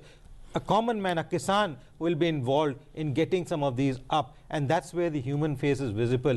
And this overshadows, and last 2 years we have seen turbulences, whether it is Trump, whether it is India-Pakistan war, whether it is other wars which are happening, supply chain disruptions which have happened, a lot of things have happened. We have brought our old gold back into this country. Now these are some steps which have clearly shown the resilience of this country against any kind of international turbulence which may happen.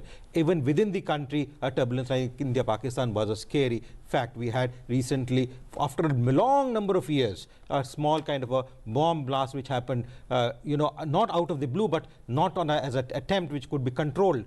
Now these clearly have shown that there no economic disruptions will happen. People will keep growing, India will keep growing and keep contributing to the growth. बिल्कुल अमन जी, और इसीलिए सरकार ने budget के माध्यम से जो अपने 3 कर्तव्य गिनाए हैं केंद्रीय वित्त मंत्री निर्मला सीतारमण जी ने अपने बजट में, जाहिर तौर पर वो विकसित भारत का पूरा रोड मैप है जो भारत को एक विकसित राष्ट्र बनाने के लिए रोड मैप के रूप में कार्य करेगा।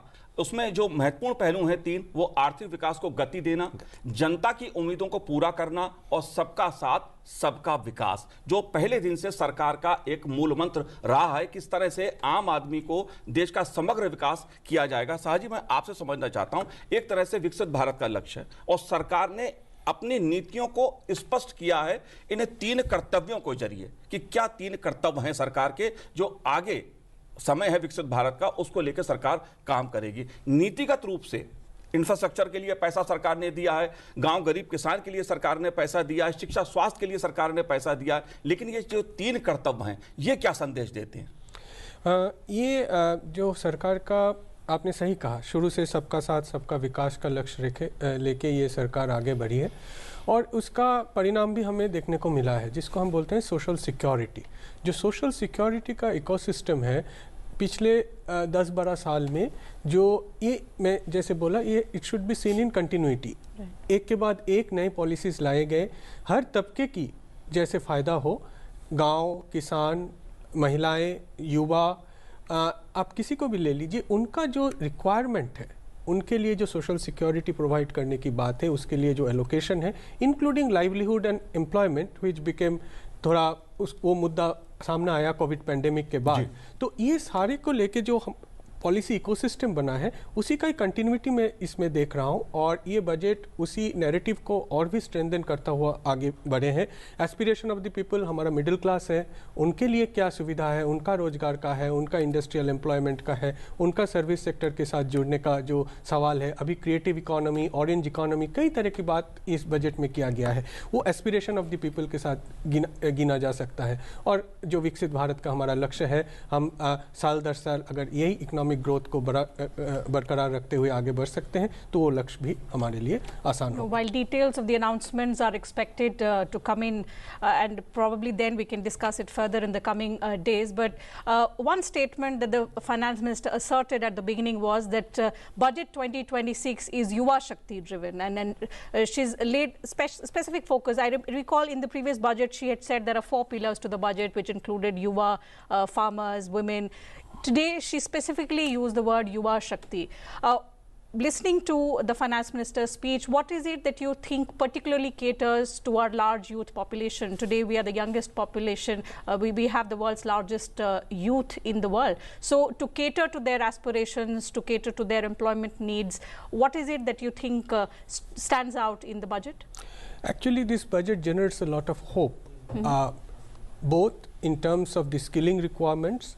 As finance minister rightly pointed out, skilling requirements are at various levels. At the primary level, then you have the high-tech side of it, but also when you are developing the labor-intensive sectors, you are supporting the labor-intensive sectors, you are supporting exports from the labor-intensive sectors, even in a situation of global uncertainty. And then you have the industrial sector growth being prioritized at different levels, including strengthening the service sector. So it requires skill development at multiple levels, and finance minister has talked about it, including setting up university townships, setting up skill centers, strengthening mental health support system, strengthening the safety and security of women and girls so that they can participate in the labor force. So definitely this is something that is going to take care of the unmet needs still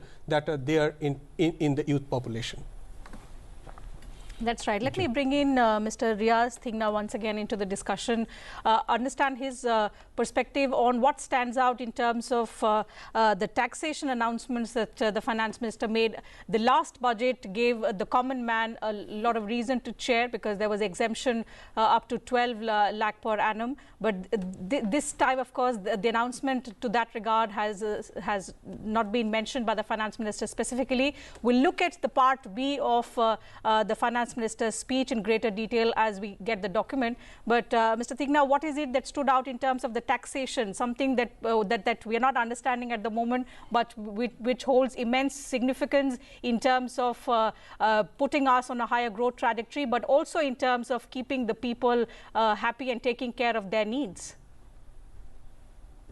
See, last year's budget had already made a lot of changes in terms of tax rates, given a lot of reliefs on taxation, and I don't think we expected any further changes in tax rates. What was required was the continued push towards rationalization, simplification, and creating a level of certainty. I think as far as rationalization and simplification goes, the announcement that the new Income Tax Act will be implemented with effect from 1st April 26, though there had been recent rumors that there might have been an extension, that helps a lot because the new Income Tax Act is a big measure towards simplification of laws. I think that has been done. The second part, and that is very, very important, the continued thrust towards decriminalization and the ad hoc levies of penalties. I think there's been a lot of clarity being provided. A lot of areas, there'll be a clarity that there will be no prosecution, no criminal action in terms of wherever there are cases of defaults which are more fiscal in nature rather than intent malified criminal acts. So I think that is the second part which is helping. The third is that some of the provisions are really helping the common man, the lowest level. There's a continuous problem for withholding tax. I think the clarity of automated withholding tax certificates at the lower level goes a long way. I think that has been very important. And by and large, the continuation of this reform engine towards rationalization, simplification, decriminalization continues unabated, and that gives a lot of hope and faith to the investor in the market. जी टीना, अगर बात आम आदमी की हम करें, आम लोगों की बात करें, तो स्वास्थ्य सरकार की प्राथमिकता में रहा है और इस बार के बजट में भी देखने को मिल रहा है कि कैंसर और डायबिटीज़ की दवाओं के मामले में कि दवा सस्ती लोगों को मिले, इसको लेकर भी सरकार ने एक बड़ा प्लान बजट में रखा है। कैंसर और डायबिटीज़ की दवाओं के मामले में भारत आत्मनिर्भर बने, इसको लेकर 10,000 करोड़ रुपए का प्लान सरकार ने रखा है। आत्मनिर्भर दवाइयों के मामले में भारत बने, बीमारियों से लड़ना भी है भारत को, और भारत को मेडिकल टूरिज्म हब बनाने का भी लक्ष्य इस बजट में रखा गया है। 3 नए आयुर्वेदिक संस्थान बनाए जाएंगे देश में। जाहिर तौर पे जो भारतीय चिकित्सा पद्धति है, सरकार उसको भी बजट के माध्यम से बढ़ावा देना चाहती है। अमन जी, अगर बात स्वास्थ्य सेक्टर की मैं करूं, हेल्थ सेक्टर की जाए, तो उसको आप कैसे देखते हैं इस बजट के माध्यम से, क्योंकि कैंसर और डायबिटीज एक बड़ी चुनौती है देश के सामने? देखिए, मेरे विचार में कोविड के बाद से सरकार ने दुनिया को दिखाया है कि इतनी बड़ी जो पॉपुलेशन है, जनता है, उसको किस तरीके से बिना डिस्टर्बेंस किए, बिना कियोस क्रिएट किए, किस तरीके से स्मूथली कोविड का नियंत्रण किया, लगाया, सब जगह लोगों को लगाया, पहुंचाया उन तक। और उसके बाद से हिंदुस्तान को WHO भी और एजेंसीज भी अप्रिशिएट कर रही हैं। पर इस बार बजट में उन्होंने सिर्फ ड्रग्स, जो जबकि GST में भी उन्होंने रिलीफ दिया था, इंश्योरेंस में भी जब हम लेना चाहते हैं उस पर प्रीमियम ख़त्म कर दिया इस बार GST में। इस बार और एक तो 17 ड्रग्स स्पेसिफिकली जो कैंसर की इंपोर्ट की जाती थी ओवरसीज से, उसके अलावा कुछ और कैंसर की जो मेडिकेशन इंपोर्ट की जाती हैं, इक्विपमेंट्स इंपोर्ट किए जाते हैं, उनके ऊपर उन्होंने जो है कस्टम ड्यूटीज़ हटाई हैं। इसके अलावा उन्होंने जो है योगा को भी देखते हुए, जबकि उन्होंने प्रधानमंत्री का योगदान दिया कि उन्होंने UN तक लेके गए, उससे विश्व में इसकी फैलाव और हुई है आयुर्वेद और योगा की, उसको छोड़ते हुए उन्होंने कहा 3 नई इंस्टीट्यूशंस, 2 जो हैं टेस्टिंग एजेंसीज क्रिएट की जाएंगी, स्ट्रॉन्ग केयर सिस्टम जिसमें 1.5 लाख लोगों को हेल्थ केयर के अंदर ट्रेनिंग दी जाएगी, सेटअप किया जाएगा, AI बेस्ड ट्रेनिंग की बात करी, मेडिकल टूरिज्म की बात करी, बिकॉज पिछले 10-12 सालों में हमने देखा काफ़ी लोग विश्व से, अलग अलग देशों से, अमीर देशों से हिंदुस्तान में आते हैं, बिकॉज यहाँ पे हेल्थ केयर अफोर्डेबल भी है, साथ में अच्छी भी हेल्थ केयर मिल पाती है, अच्छी इंस्टीट्यूशंस हैं, सरकारी भी, प्राइवेट भी, तो उन हेल्थ केयर से तो उनको बढ़ावा देने के लिए 5 रीजन्स को मेडिकल हब बनाने की बात करी। जहाँ यूनिवर्सिटीज़ की बात करी, एजुकेशन की बात करी, उन्होंने उसमें भी कहा कि वहाँ पे भी हम हेल्थ केयर सेटअप्स क्रिएट करेंगे। मतलब हर एक चीज़ को ना जैसे बुन के बनाते हैं चीज़ों के अंदर, जैसे कोई चीज़ बना के एक चीज़ बनाई जाती है, इस तरीके से एक आम आदमी की हेल्थ केयर, आयुष्मान की बात करी, उसके अंदर उन्होंने प्रोग्राम के अंदर कैसे उसको इंटीग्रेट किया जाएगा, वहाँ पे टैक्स हॉलीडेज़ की बात की, रिलीफ्स देने की बात करी। इस तरीके से जो सारे सिस्टम्स को देखते हुए एक हेल्थ को बढ़ावा, और जो कोविड के बाद जैसे मैंने कहा काफ़ी सरकार का मुहिम रहा है, तो हेल्थ केयर और एजुकेशन की प्रति इन्होंने बहुत अभी काम किया, और अब और काम देखने को, रोड मैप देखने को मिला है कि वो सिर्फ हिंदुस्तान के नहीं, इवन जो अंतर्राष्ट्रीय मार्केट से लोग लेके आ रहे हैं हेल्थ केयर के अंदर, उसके बिकॉज आज देखें तो हेल्थ केयर, जैसे उन्होंने डेटा सेंटर्स की बात करी, जहां AI की बात करी कि उनको रिलीफ दिया जाएगा टैक्स के अंदर। अब डेटा सेंटर सिर्फ ये कंप्यूटर टेक्नोलॉजी या ये अकाउंटिंग का डेटा रखने के लिए नहीं होते हैं, हेल्थ केयर डेटा भी अब आजकल बहुत इंपॉर्टेंट है। आपके रिकॉर्ड्स हैं, आपके मेडिकल हिस्ट्री है, ये बहुत इंपॉर्टेंट डेटा रिकॉर्ड्स होते हैं। अमेरिका से पहले हिंदुस्तान में करते थे, अब हिंदुस्तान की भी अपने रिकॉर्ड्स मेंटेन होते हैं, उनको भी देखना कि कहाँ पे क्या हो रही है, कोई महामारी हो रही है, कोई चीज़ आती है एकदम से, जैसे अभी भी कोई एक वायरस आया था, उसको कंट्रोल कर लिया भारत सरकार ने 1 दिन 2 दिन के अंदर। तो ये चीज़ें देखना हेल्थ केयर सिस्टम की मजबूती दिखाता है, और सरकार का कंटिन्यूड ऑब्जेक्टिव जो है कि किस तरीके से हम हिंदुस्तान को स्वस्थ भारत बनाएं, सिर्फ एक अमीर या मिडिल क्लास नहीं, एक गरीब तबका जो अफोर्ड नहीं कर सकता एक्सपेंसिव मेडिकेयर, उसको भी मिल सके। जी टीना, इस बार के बजट में बायो फार्मा सरकार की प्राथमिकता में ऊपर रहा है, केंद्र में रहा है। शाह जी, मैं आपसे जानना चाहूंगा इस मुद्दे पे, क्योंकि सरकार भारत को बायो फार्मा के क्षेत्र में दुनिया का बड़ा केंद्र बनाने की तैयारी कर रही है। इसके पीछे वजह क्या देखते हैं, क्या संभावना है और क्यों आवश्यकता है?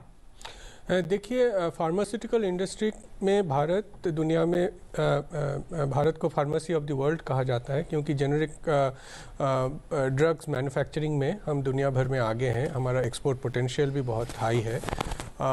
और उसके साथ साथ जैसे कोविड के टाइम हमने देखा कि जो भारत का वैक्सीन प्रोडक्शन कैपेबिलिटी है वो भी काफ़ी दुनिया भर में उसका सराहना हुई। डेवलपिंग कंट्रीज़ के तहत हमारा जो प्रोडक्शन कैपेसिटी है और रिसर्च का कैपेसिटी है वो कई देशों से आगे है।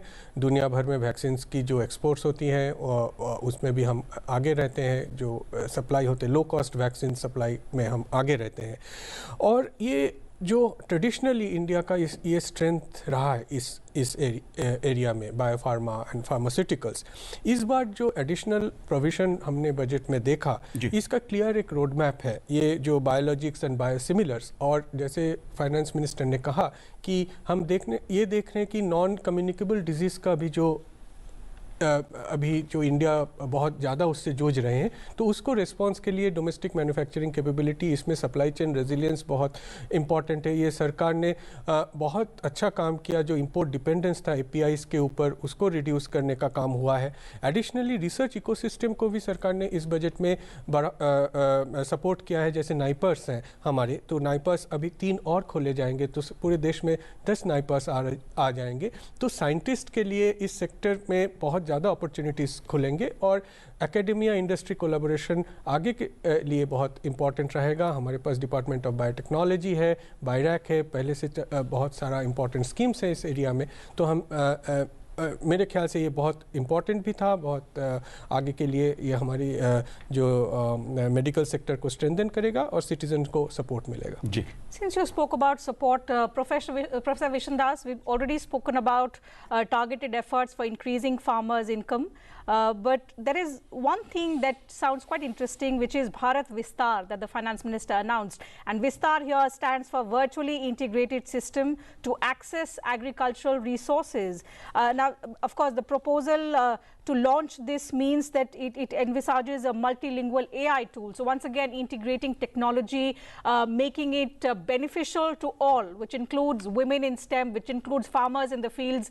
You would recall the finance minister started by saying that we believe in adoption of AI and percolating benefits to all. And farmers in the fields is the first thing that she mentioned. So tell us about how this scheme is going to enhance farm productivity and it's going to enable better decisions for the farmers.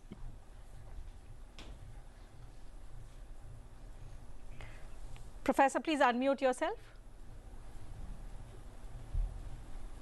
Yeah, sorry.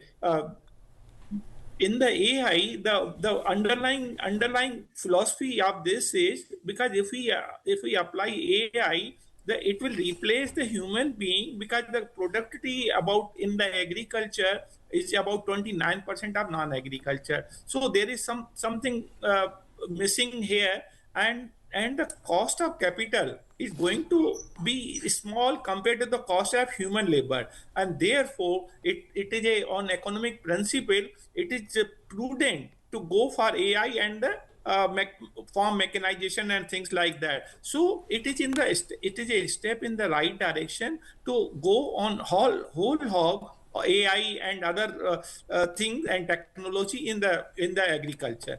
46.5% of the entire country's workforce is in agriculture, and then the agriculture GDP is about 15%. So it's not sustainable if we continue for the business as usual. So government has thought out of box to go AI in agriculture in particularly, and then extend it. And for instance, in this country, 86% are small and marginal farmer. Land is fragmented, and it's very difficult to have the big tractor and everything in the agriculture, which is unsustainable. Large number of studies have shown. So AI is the answer. That is number one. Second point is the government has rightly recognized that in the coconut, just an example, there are 10 million coconuts. The government has announced that old trees which has to be replaced by the new sapling, and that for that, if it is to be done on a scale, then AI is a answer because it increases the productivity. Our exports competitiveness comes from the low cost, and low cost can be further reduced by application of the AI, which is an answer. And then we have to take the youth of this country to a better skills and all those things, so that agriculture is sustainable. And everything, see, COVID is an example. When our economy, the negative growth in all sector except agriculture. So our agriculture of India is resilient and it has a future. And nothing, because it's a strategic also. If we are not food secure country, we could not have become the nuclear country. That's my belief. And then it is just an example. So we cannot depend on very strategic things like agriculture on other country. Therefore, there is a need to be independent, self-reliant in agriculture particularly, and any matter which is strategic in nature. If we depend on other country for strategic key supply, then it is a cohesive. We have seen last few months or 1 year how the other country can be very, very strategic, and cohesively they will extend a pound of flesh if we are too much dependent on country. That's right. So consistent trust that we are seeing from the finance minister in her consecutive budgets on strengthening various sectors. Another important announcement has been made by her on comprehensively reviewing the financial sector, aligning it with India's next phase of growth. Professor Agarwal, a high-level committee on banking for Viksit Bharat to align the financial sector with India's next phase of growth. How significant and how reformative is this move, in line with the reformative measures that we've already seen, which have been quite beneficial for the health of this sector? Now, I'm very happy you raised this point because it's very critical, although it looks very small and she just only referred to it as a committee framework. But you see, banking is something which makes movement of money, whether you talk of healthcare or education or industry or any activity, even this activity of news broadcasting, everything involves money. And if there is not an efficient way of transfer of this money which takes place in an efficient manner to the lowest possible cost, it is not good. I think you will be knowing that we introduced the digital rupee as a pilot study about 4 years back, and we are the first country in the world to introduce a digital currency, a central bank digital currency to be introduced on the platform. Now, putting that in place, that we are wanting to move out of cash-based economic system into a digital base, while we have already moved into a UPI framework and others, and the RuPay is taking over the world against the MasterCard and Visa. It is important that an appropriate banking structure and strategy is in place to take the new challenges, the new world challenges, including AI and cyber security framework, to be taken into account, so that the robust framework which we are talking about, the kind of agreements we are talking about, international movement of funds,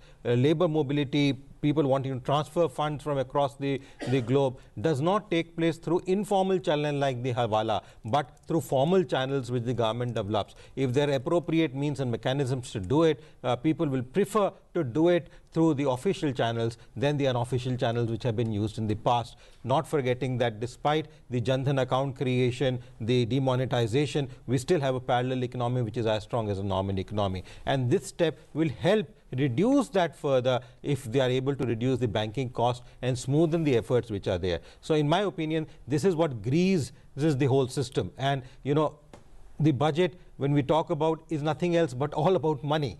Whether it is to one sector or the other. And so that money movement is critical. The government has done direct benefit transfers to people, whether it is farmers, to women and others. But I think still a streamlined processing which is accountable, transparent and fungible is what this committee will look into, so that we can move into that Viksit Bharat framework, that $5 trillion economy mark by this 2027 itself.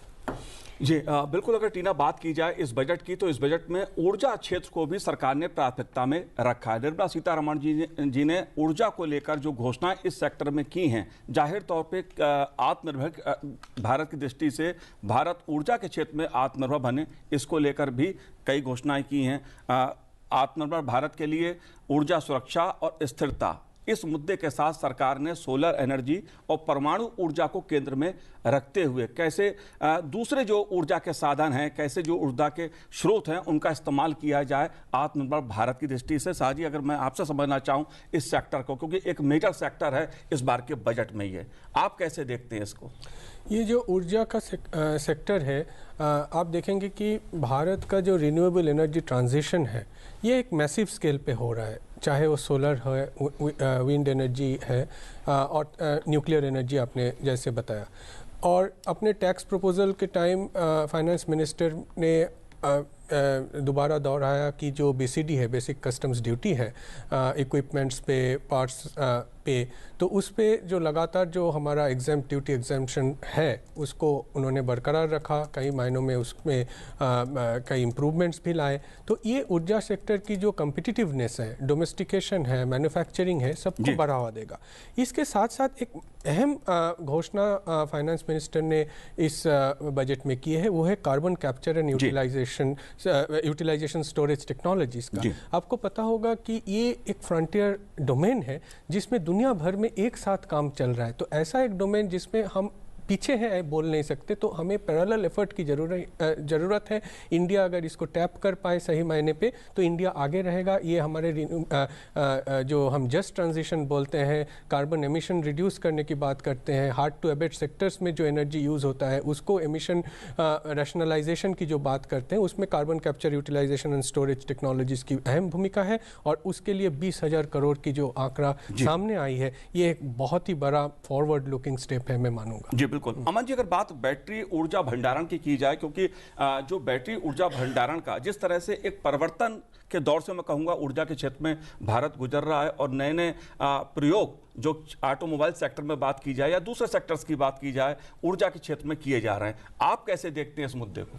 नहीं, मेरे विचार में भारत की consistent policy पिछले 4-5 साल से नज़र आ रही है, बजट के अंदर भी और बजट के बावजूद भी, जहाँ पे सेमीकंडक्टर्स को महत्व दी जा रही है, बैटरी फ्रेमवर्क को, EV व्हीकल्स को महत्वता दी जा रही है, टैक्स रिलीफ्स भी दिए जा रहे हैं। और अब जैसे ट्रेड एग्रीमेंट हुआ है उसके अंदर बाहर की जो गाड़ियां हैं उनको भी अलाउ किया गया है। EV के अंदर 1 लाख तक जो गाड़ियां हैं वो यूरोपियन देशों से हिंदुस्तान में आ सकेंगे, उनके ऊपर उन्होंने टैक्सेस ख़त्म से कर दिए हैं बिल्कुल। कहाँ जहाँ 120-300-200% होता था, वहाँ पे 30-40% के ऊपर उसको लेके आ रहे हैं। तो मेरे विचार में भारत सरकार कोशिश कर रही है कि किस तरीके से ऊर्जा युक्त कर सकें। बिकॉज अगर आजकल हर एक चीज़ ऊर्जा, हमें काम करना है, लैपटॉप चाहिए, हमें कोई जहाँ ट्रांसपोर्टेशन लेना है, जिस तरीके से विस्तार हुआ है EV व्हीकल्स का हिंदुस्तान के अंदर पिछले 1.5 साल के अंदर, इतना किसी भी देश के अंदर विश्व में नहीं देखने को मिला है। और ये जो एक लोकप्रियता एक पोल्यूशन फ्री एनवायरनमेंट की प्रति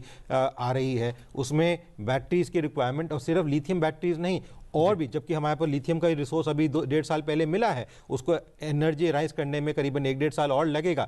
बट लिथियम के अलावा भी और जो सोर्सेज कुछ निकल के आ रहे हैं, नए सोर्सेज निकल के आ रहे हैं जो रिन्यूएबल टाइप हैं, जहां बैटरीज यूज़ हो सकती हैं, उस तरीके की बैटरीज क्रिएट करके इको सिस्टम बनाने की पूरी कोशिश की जा रही है। You're right. In fact, to capitalize that momentum, since you spoke about the semiconductors, let me put across the numbers in terms of the allocations. 40,000 crore rupees has been given to the semiconductor mission. India's semiconductor mission 2.0 will focus on the industry-led research, training centers for the semiconductors, and there will be specific measures to support the mineral-rich states of Odisha, Kerala, Andhra Pradesh, and Tamil Nadu. So we will get into specifications of these allocations with sector-specific guests who will also be joining us through the day-to-day. But since we have guests with whom we are discussing some of the important announcements that the finance minister has made, and we are trying to cover different sectors, I'll try and pick out one more announcement that the finance minister made about the implementation of the new income tax and the simplified forms, which will come into effect from the 1st of April 2026. Mr. Riaz Thigna, let me bring you in. How transformative is the new income tax compared to the previous overhauls, if you see in this sector? How transformational is this going to be? How should the individual taxpayers, the small businesses begin to prepare once it comes into effect? Okay, the new Income Tax Act is not new in terms of change in law itself. Basically, the thrust of the new Income Tax Act is simplification, making the language a lot simpler and therefore easier to understand. So that is the main thrust of the new Income Tax Act. And along with that, the entire process of simplification continues, and therefore we have simplified forms, we have easier compliance methodologies. So these are the things that are really changing. But what is the impact of all this? On one hand, I mean, I like to correlate it by what you were talking about, the concept of the focus being on youth. Now, with youth, an important component is employment. You create a lot of employment by investment in various sectors, whether it is biopharma, whether it is electronic components, whether it is rare earth, all that you do. But on the other hand, you are doing a lot for the MSMEs, which create a lot of employment too. And when you do this for MSMEs, you have to make it easier for the MSMEs to comply with all the regulations and all the requirements. What does the budget do? A, simplifies the forms. B, it also encourages institutions like the Institute of Chartered Accountants and the Institute of Company Secretaries to create a Mitra scheme to help the MSMEs and the small taxpayers to directly comply with the provisions of law. And I think this entire thing together kind of fits into a great network which actually supports each other. You have the economic aims, and then the tax laws are going and supporting the implementation or achievement of those aims. जी बात अगर infrastructure की जाए तो जाहिर तौर पे सरकार ने जल मार्ग को भी फोकस में रखा है इस बजट में निर्मला सीतारमण जी ने, और रेल उसको भी फोकस में रखा है। रेल कॉरिडोर बनाने की बात भी है और साथ ही जल मार्ग की हिस्सेदारी जो है उसको कैसे बढ़ाया जाए, क्योंकि लक्ष्य 2047 है विकसित भारत, 6% से लेकर कैसे 12% उसको किया जाए, इसका एक रोड मैप भी प्रस्तुत किया गया है इस बजट में। ये जो दो सेक्टर हैं, खासतौर से जल मार्ग की बात की जाए अमन जी, या रेल कॉरिडोर की, इन दोनों सेक्टर्स को आप कैसे देखते हैं अर्थव्यवस्था के लिहाज से और इंफ्रास्ट्रक्चर विकास के लिहाज से, कितने महत्वपूर्ण है ये दोनों सेक्टर? नहीं, आपने बिल्कुल ठीक कहा। 20 नए वाटरवे क्रिएट करने की बात की गई है, 7 हाई स्पीड रेल कॉरिडोर्स की बात की गई है, 5,000 करोड़ पर स्टेट पर डिस्ट्रिक्ट सिटीज़ 5 साल के ऊपर हर एक स्टेट को दिया जा रहा है ताकि सिटी इंफ्रास्ट्रक्चर बढ़ाया जाए। ये सब बहुत ज़रूरी है। जहाँ पे हम ट्रेड एग्रीमेंट्स कर रहे हैं, बाहर की कॉरपोरेशंस को इनवाइट कर रहे हैं यहाँ पे आके बिजनेस करने के लिए, हिंदुस्तान मेक इन इंडिया को बनाने के लिए, विकसित बनाने के लिए भारत, ये सब जो बहुत ज़रूरी है। ई बस फ्रेमवर्क 4,000 के करीब ई बसेस नॉर्थ ईस्ट को दी जा रही हैं। इको टूरिज़्म की वहाँ पे बात की जा रही है। अगर टूरिज़्म कैसे होगा, एक आदमी को अगर एक जगह से दूसरी जगह पहुँचने के लिए 2-2, 3-3, 4-4 घंटे लगेंगे, तो नॉर्मली जो टूरिस्ट आते हैं वो 1 दिन, 2 दिन, 3 दिन के लिए आते हैं, तो वो कैसे उस टूरिज़्म को बेनिफिट कर पाएंगे?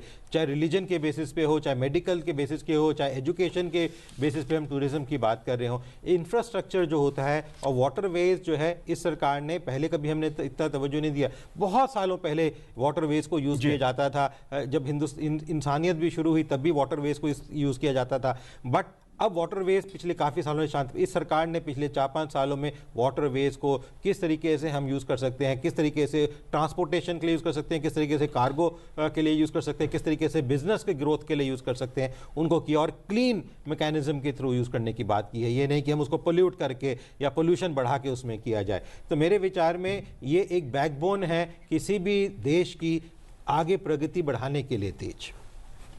Certainly. So important announcements, particularly focusing on how to boost productivity, but most importantly, sustaining that growth momentum and focusing more on inclusive growth. So 3 kartavyas outlined by the finance minister in her 9th consecutive budget. She's created history today. And most importantly, the fact that it's a Sunday on which the budget has been presented. So a rare history of sorts in India's fiscal landmark as well. But for now, we'll have to wrap up this conversation. We'll slip into into a quick break, after which we'll go across to the proceedings of the upper house. Thank you, Professor Agarwal, Professor Saha, and Professor Vishandas, Mr. Riaz Thingna, for joining in with your thoughts on the importance of this budget. We'll continue with our discussions on sector-specific allocations through the day today. So stay tuned. We are slipping into a very quick break.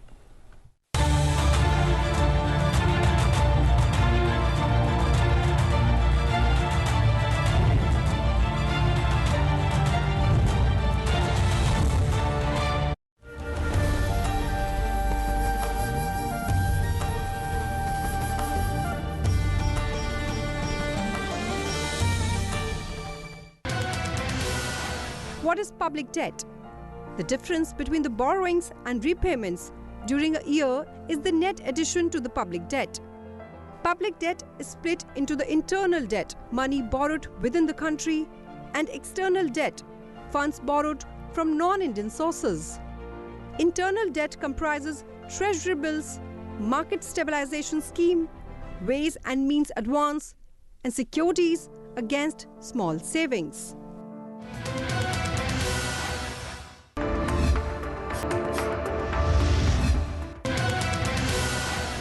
What is GDP?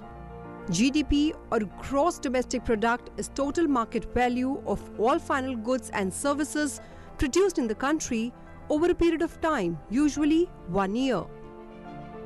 Increase in GDP or GDP growth rate indicates the overall health of the economy.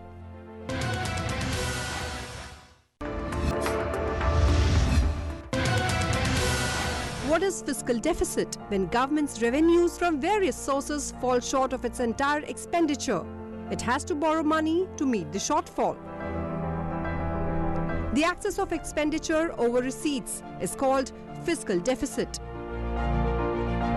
Higher fiscal deficit may result in higher rate of inflation.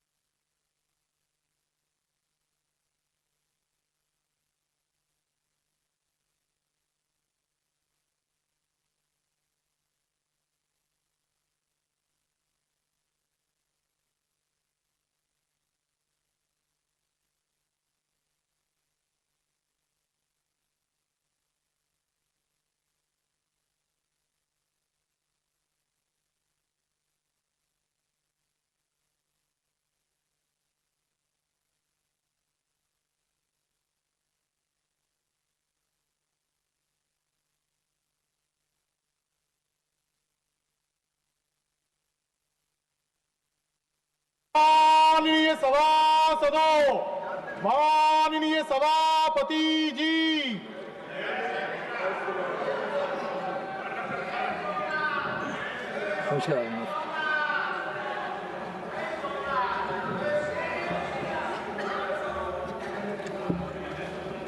The Union Budget 2026-27, Honorable Finance Minister Srimati Nirmala Sitharaman ji.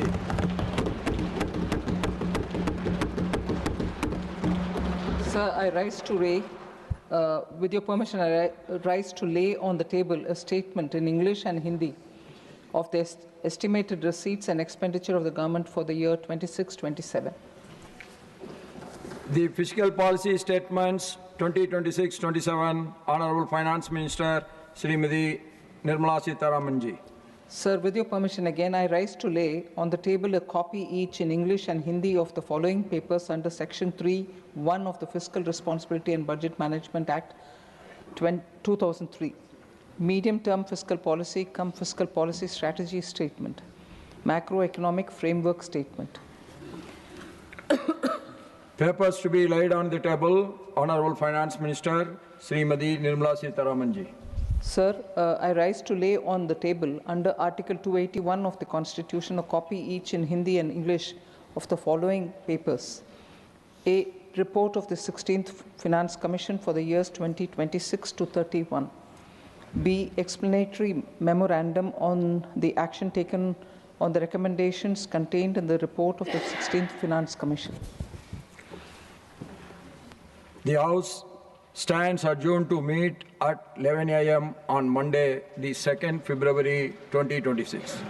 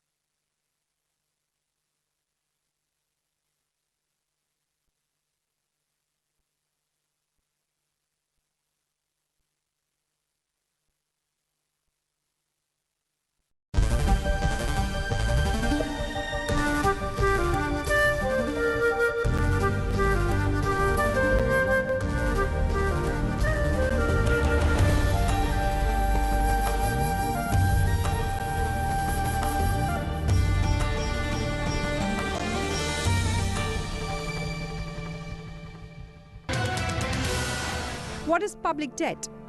The difference between the borrowings and repayments during a year is the net addition to the public debt. Public debt is split into the internal debt, money borrowed within the country, and external debt, funds borrowed from non-Indian sources. Internal debt comprises treasury bills, market stabilization scheme, ways and means advance, and securities against small savings.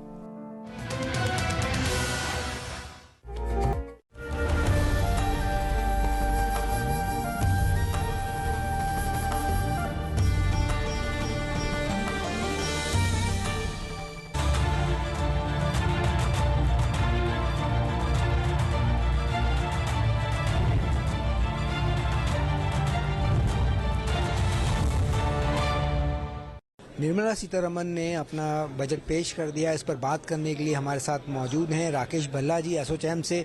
Sir, कैसे देखते हैं इस बार के budget को? क्या आपकी उम्मीदें थी सेक्टर की बजट को लेकर, और किस तरह से बजट जो पेश हुआ है आने वाले सालों को लेकर किस तरह से बुनियादी ढांचे में सुधार होगा?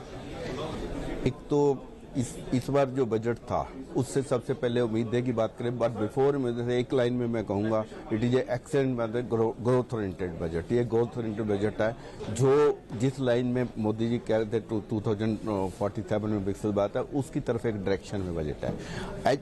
इससे पहले जब अब टैक्स की इसकी बात करें, बजट की बात करें, तो जो उम्मीदें थी बजट से, उम्मीदें इस बार दो टैक्सेशन की पहले बात आती है कि इनकम टैक्स और जो आपका इनडायरेक्ट टैक्स है। आप दोनों टैक्सों में ऑलरेडी रिफॉर्म्स आ चुके थे।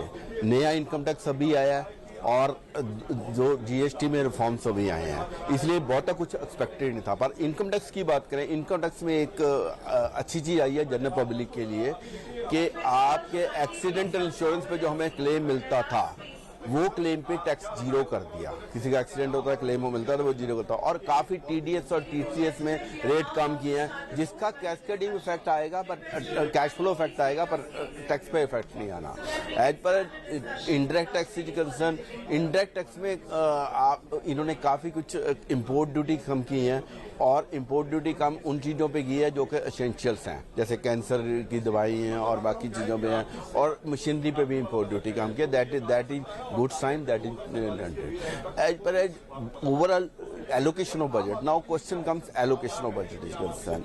इस बार जो कंसर्न था बेसिकली वो था ग्रोथ, और ग्रोथ पे इन्होंने फोकस किया है, क्योंकि अगर ग्रोथ की फोकस करें, एमएसएमई को 10,000 करोड़ का बजट दिया है, और उसके बाद एजुकेशन सेक्टर, बैंकिंग सेक्टर, हर एक सेक्टर को टच किया है। बट वो जो फंड थे जिस हिसाब से इन्होंने काम किया उसको वेल मैनेज किया। तो I will say it's a fantastic budget presented by this. बाकी इसकी डिटेल जब भी फ्यूचर में और देखेंगे तो आई विल कम बैक। अगर हम बात करें, आपने कहा विकसित भारत 2047 के लक्ष्य को हासिल करने के लिए जिस तरह से ये बजट पेश हुआ है वो एक रोड मैप की तरह है, तो आपका क्या लगता है कौन से सेक्टर्स में सबसे ज्यादा जोर देने की जरूरत थी और उस पर दिया भी गया है, और कौन से ऐसे सेक्टर्स आपको लगता है जो आने वाले 2047 के विकसित भारत के लक्ष्य को हासिल करने के लिए बेहद जरूरी है? अगर मैं विकसित भारत किसी भी देश के विकास जो है इंडस्ट्री के बगैर नहीं हो सकती। इंडिया ऑलरेडी एग्रीकल्चर सेक्टर में ग्रोथ कर रहा है, एग्रीकल्चर में बाद में टच करता हूँ, बट अगर इंडस्ट्रियल सेक्टर की बात करें, उसका जो बैकबोन है, रीढ़ की हड्डी है, वो जो रीढ़ की हड्डी है आपकी एमएसएमई, और एमएसएमई में इन्होंने काफ़ी फोकस किया है इस बार। उसको उसकी लिक्विडिटी इंप्रूव करने के लिए उसका फंड उसको आ जाए, और सेकेंडली जो उसके ईज ऑफ डूइंग बिजनेस है उनके लिए काफ़ी कुछ है इस बजट में। और अगर एग्रीकल्चर सेक्टर में बात करें, एग्रीकल्चर में जैसे नारियल के ऊपर इन्होंने अभी स्पेशल स्कीम चलाई हैं, तो वो एग्रीकल्चर और अगर इंडस्ट्री मिलकर चलें तो उस डायरेक्शन में इट्स राइट अच्छा स्टेप है। जी, संसद टीवी को आपने समय दिया, आपने बात की, आपका बहुत बहुत धन्यवाद जी। तो ये थे राकेश भल्ला जी, जिन्होंने बताया कि किस तरीके से वो बजट को अपना मार्ग देते हैं कि आने वाले विकसित भारत का जो लक्ष्य प्रधानमंत्री नरेंद्र मोदी ने रखा है उसको हासिल करने के लिए ये रोड मैप की तरह होगा। संसद टीवी के लिए सुरेंद्र कुमार। जी हाँ, स्टूडियो में आपका एक बार फिर से स्वागत है। बजट पेश किया जा चुका है वित्त मंत्री निर्मला सीतारमण के द्वारा। रिकॉर्ड 9वीं बार उन्होंने आम बजट पेश किया है। 3 विशेषज्ञ हमारे साथ यहाँ पर मौजूद हैं और मेरी सहयोगी टीना झा भी हैं। Absolutely. Good afternoon, viewers, and welcome to all our guests. It's been a remarkable budget, especially because of the thrust that the finance minister put on the budget. She said it's not a continuity, but it's an effort to sustain India's growth momentum and perhaps put the country's economy on a higher growth trajectory. She said the focus is on boosting productivity, on an inclusive growth, which will take us closer to our vision of becoming a Viksit Bharat by 2047. जी हाँ, 3 विशेषज्ञ हमारे साथ studio में मौजूद हैं। संजीव झा हैं, chief financial officer हैं पर्सोल India के, आपका बहुत बहुत स्वागत है। राकेश कुमार सिंह हैं, असिस्टेंट प्रोफेसर हैं इकोनॉमिक्स दिल्ली यूनिवर्सिटी, आपका भी बहुत बहुत स्वागत है। और डॉक्टर यशोवर्धन पाठक हैं, कमिश्नर जीएसटी और कस्टम बिहार, आपका भी बहुत बहुत स्वागत है। एक वर्चुअल गेस्ट भी हमारे साथ जुड़े हुए हैं, doctor Manoj Kumar Agarwal, professor economics Lucknow university, आपका भी स्वागत है डॉक्टर मनोज कुमार। और सबसे पहले मैं आपसे जानना चाहूँगा संजीव जी, क्या इस पर जिस तरीके से लगातार एक के बाद एक एफटीए हुए हैं और हाल ही में यूरोपीय यूनियन के साथ भी एफटीए हो गया है, उसकी छाया कहीं नजर आ रही है कि निर्माण पर भी जोर है और निर्यात पर भी जोर है? जी, आई थिंक मैं कहूँगा कि जो 3 major pillars government of India इस बजट के थ्रू देखना चाह रही है, पहला कि increase capacity so that they can counter import challenges. The second part is the indispensability, means we make ourselves more dependent. People are more dependent on us. The world is more dependent on us. And I think the third is the strategic tie-ups. And within that strategic tie-up is FTA is one of the biggest achievement, because it somehow also gives you edge on both imports and exports. So yes, I think it's a if this event would have happened after budget, it would have been a big highlight, but it happened before. But still, it's a very, very large, step, I think, and it's going to kind of give us a lot of risk-free, both import and export, and give us a lot of balance of payment, and deficit will cover. Yeah. Absolutely. Thrust to increasing capex and reduction in fiscal deficit. That, in terms of the numbers, has been the big highlight.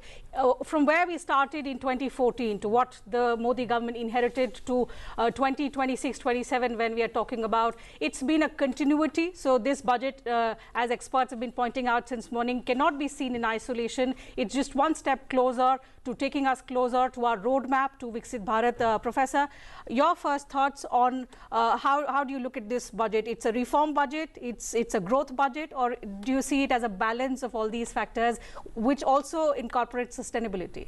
Yeah, it's a very good question, I would say. So if I would have to sum up in single line, it's all budget about, then I'll call it a Viksit Bharat budget.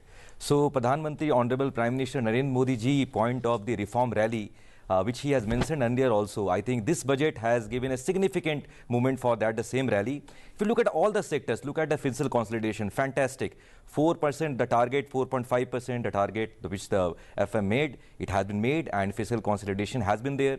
Look at other areas also, health, Ayurveda, health sector, a major major improvement has been there in that investment. Now, if you look at this thing, these are not merely the short-term goals. These are the long-term goals which will make India very stronger, and which is very important for the Viksit Bharat 2047 goal.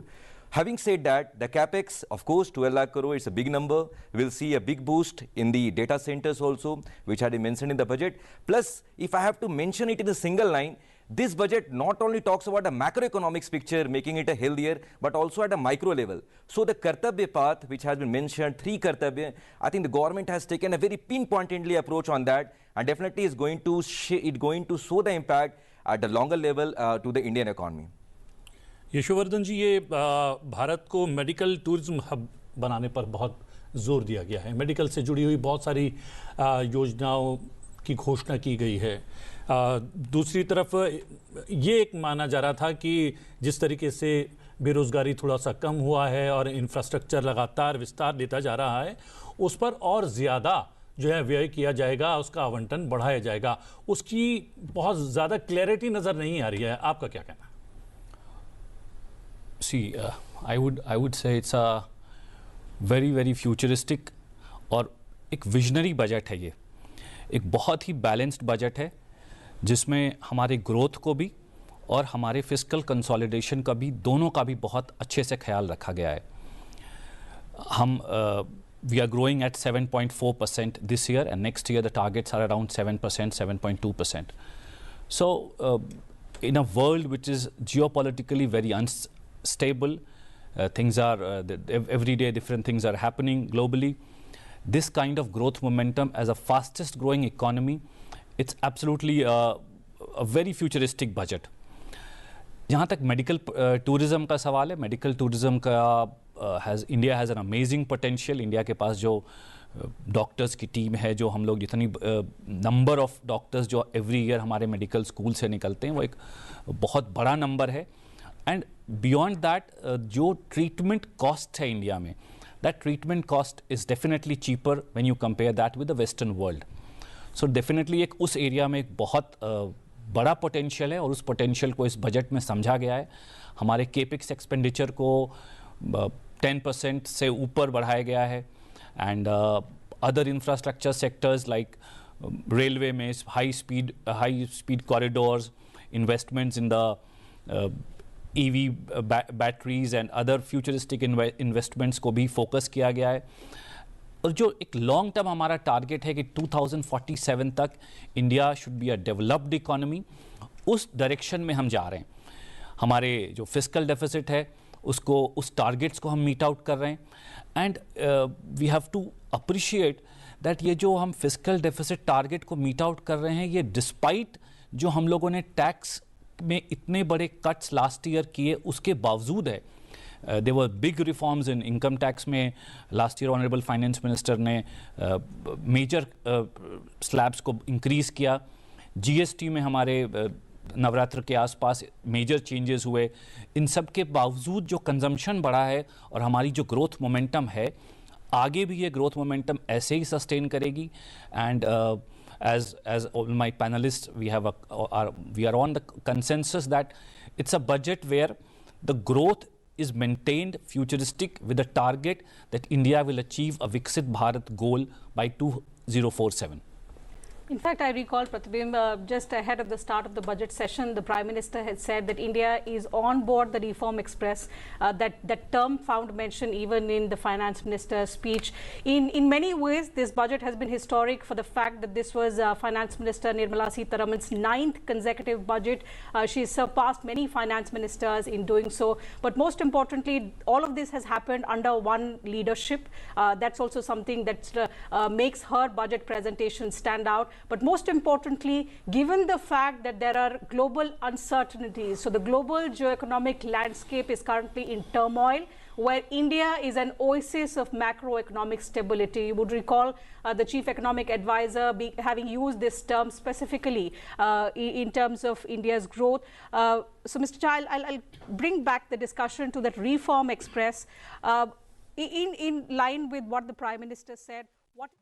साथ ही साथ orange economy जो हमारी creators economy है, इसमें 20 lakh employment नए बनाने के लिए क्रिएटर्स इकोनॉमी में IICT मुंबई के साथ मिलकर 15,000 स्कूल और 500 कॉलेजेस में क्रिएटर्स लैब बनाने के लिए बजट में प्रोविज़न किया गया है।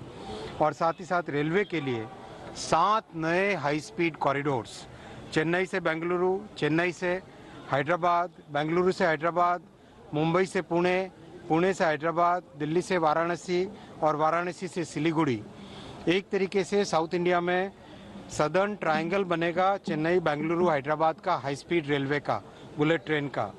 वैसे ही दिल्ली, वाराणसी, सिलीगुड़ी का एक नया हाई स्पीड कॉरिडोर बनेगा और साउथ वेस्ट को साउथ से जोड़ने वाला मुंबई से पुणे, पुणे से हैदराबाद का एक बहुत बड़ा मेजर कॉरिडोर बनेगा।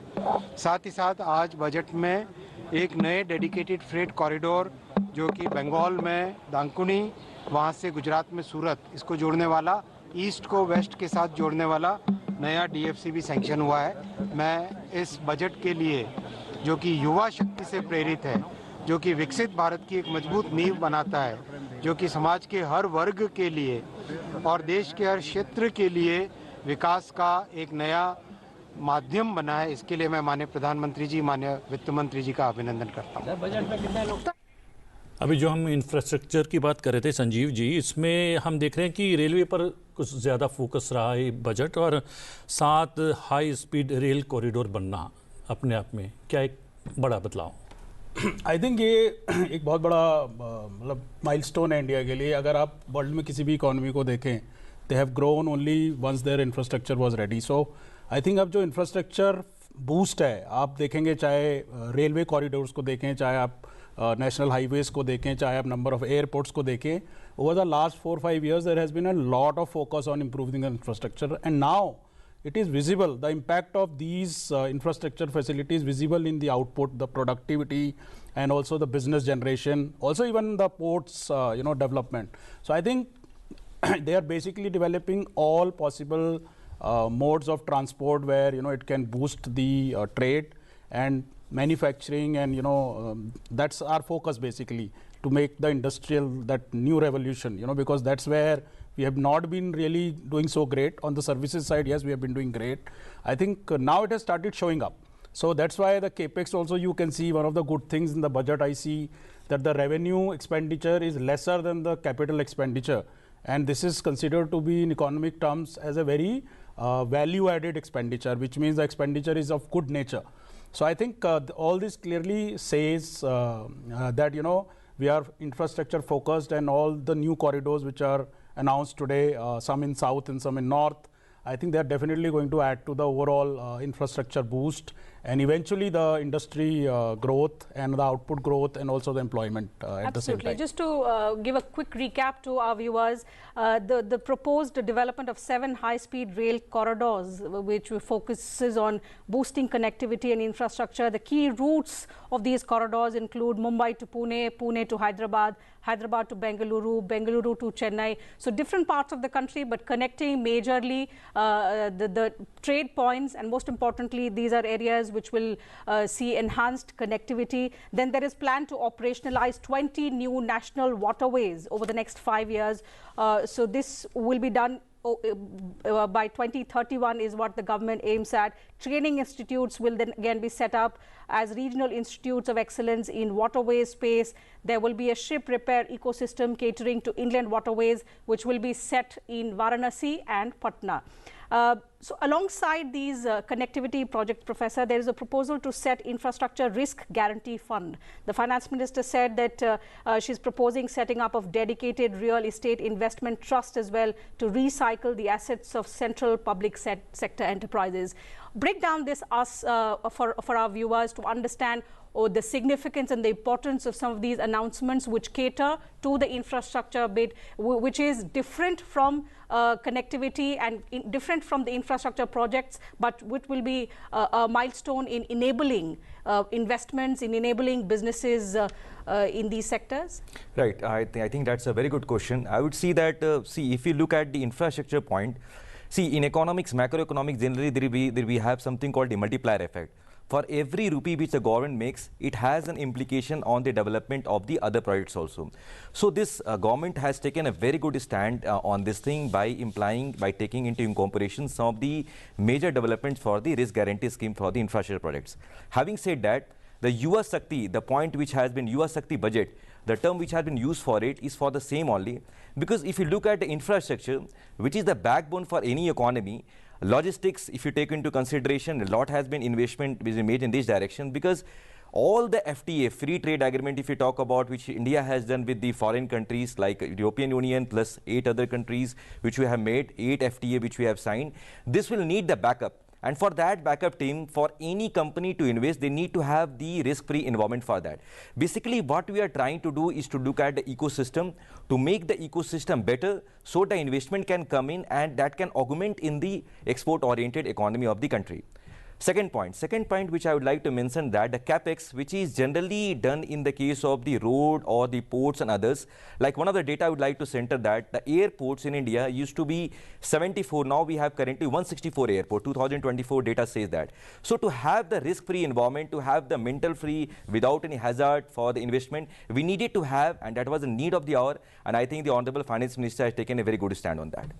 डॉक्टर मनोज भी हमारे साथ जुड़ गए हैं वर्चुअली। डॉक्टर मनोज, काफ़ी बात हो चुकी है, थोड़ा सा लेट आप कनेक्ट हुए हैं, यहाँ पर इंफ्रास्ट्रक्चर की बात कर रहे हैं, उसको विस्तार देने का प्रयास किया गया है, लेकिन अगर बात करें, मैंने शुरुआत वहाँ से की थी कि जिस तरीके से यूरोपीय यूनियन के साथ FTA हुआ है, ब्रिटेन के साथ FTA हुआ है, जोर निर्माण के साथ साथ निर्यात पर है और उसका असर नज़र आता है। MSME को चैंपियन के तौर पर आगे बढ़ाने का जो प्रस्ताव रखा गया इस बजट के दौरान, और 10,000 करोड़ रुपए MSME ग्रोथ फंड जो है तय किया गया, कितना बड़ा बदलाव?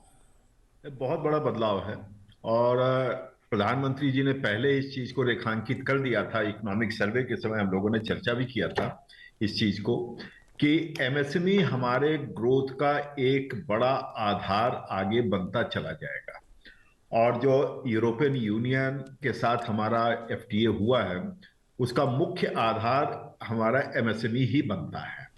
लेकिन MSME को भी अब मॉडर्नाइजेशन के साथ देखा जा रहा है।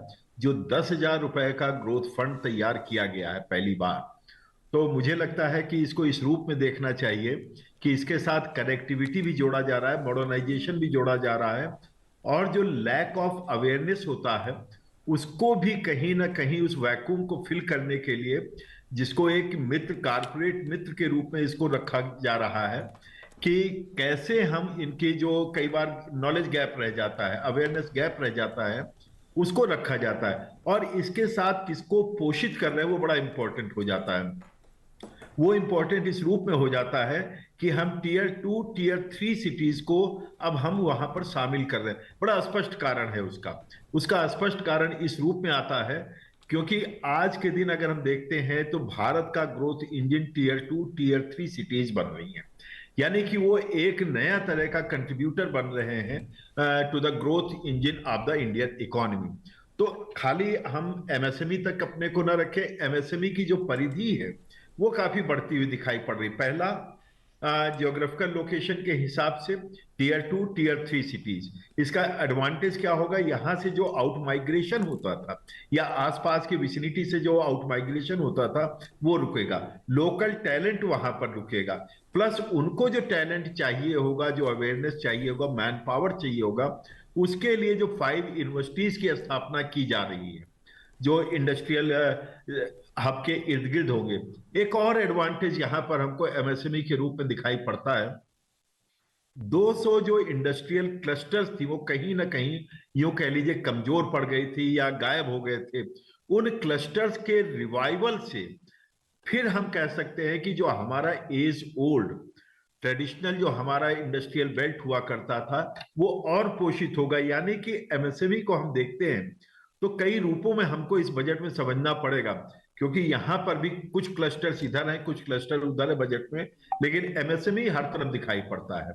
और दूसरा, अगर आप देखते हैं कि जिस प्रकार का मॉडर्नाइजेशन हो रहा है कहीं पर भी हो रहा है उसमें एमएसएमई जुड़ता हुआ दिखाई पड़ता है। तो मुझे लगता है रिसर्चर्स के लिए, हम जैसे रिसर्चर लिए बड़ा चैलेंज ये हो गया है कि हर जगह हमें एमएसएमई तलाशना होगा, क्योंकि बिना एमएसएमई के भारत का जो ग्रोथ इंजन है वो आगे उस रूप में नहीं होगा। यूं समझिए, बड़े पत्थरों के बीच में छोटे छोटे जो गैप्स है वो कौन फिल करेगा। आज का बजट ऐतिहासिक है। इसमें देश की नारी शक्ति का सशक्त प्रतिबिंब झलकता है। महिला वित्त मंत्री के रूप में निर्मला जी ने लगातार 9वीं बार देश का बजट प्रस्तुत करके नया रिकॉर्ड बनाया है। ये बजट अपार अवसरों का राजमार्ग है।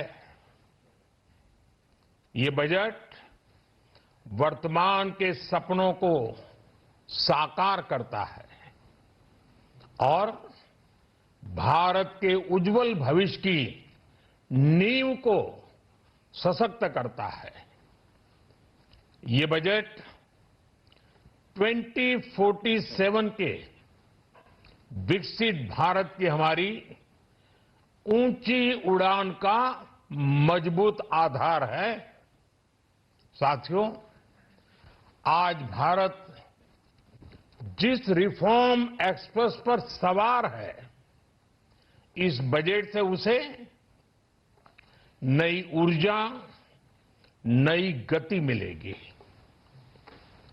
जो पाथ ब्रेकिंग रिफॉर्म्स किए गए हैं वो एस्पिरेशन से भरे हुए भारत के साहसिक टैलेंटेड युवाओं को उड़ने के लिए खुला आसमान देते हैं। ये बजट ट्रस्ट बेस्ड गवर्नेंस और ह्यूमन सेंट्रिक अर्थरचना के विजन को साकार करता है। एक ऐसा यूनिक बजट है जिसमें फिस्कल डेफिसिट कम करने, इन्फ्लेशन कंट्रोल करने पर फोकस है और इसके साथ ही बजट में हाई कैपेक्स और हाई ग्रोथ का भी समन्वय है।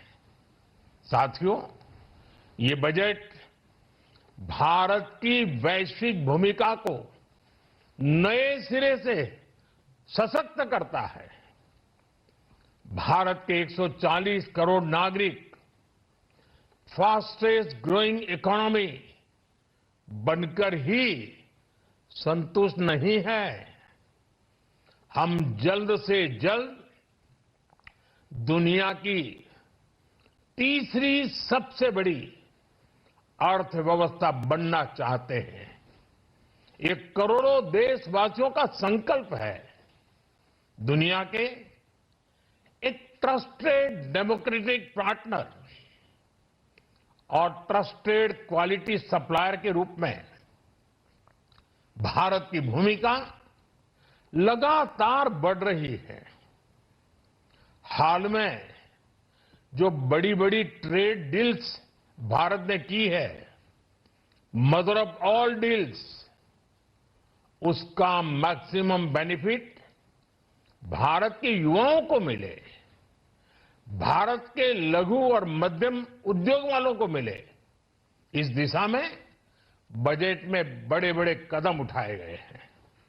साथियों, इस बजट में मेक इन इंडिया और आत्मनिर्भर भारत अभियान को नई रफ्तार के लिए महत्वाकांक्षी रोड मैप प्रस्तुत किया गया है।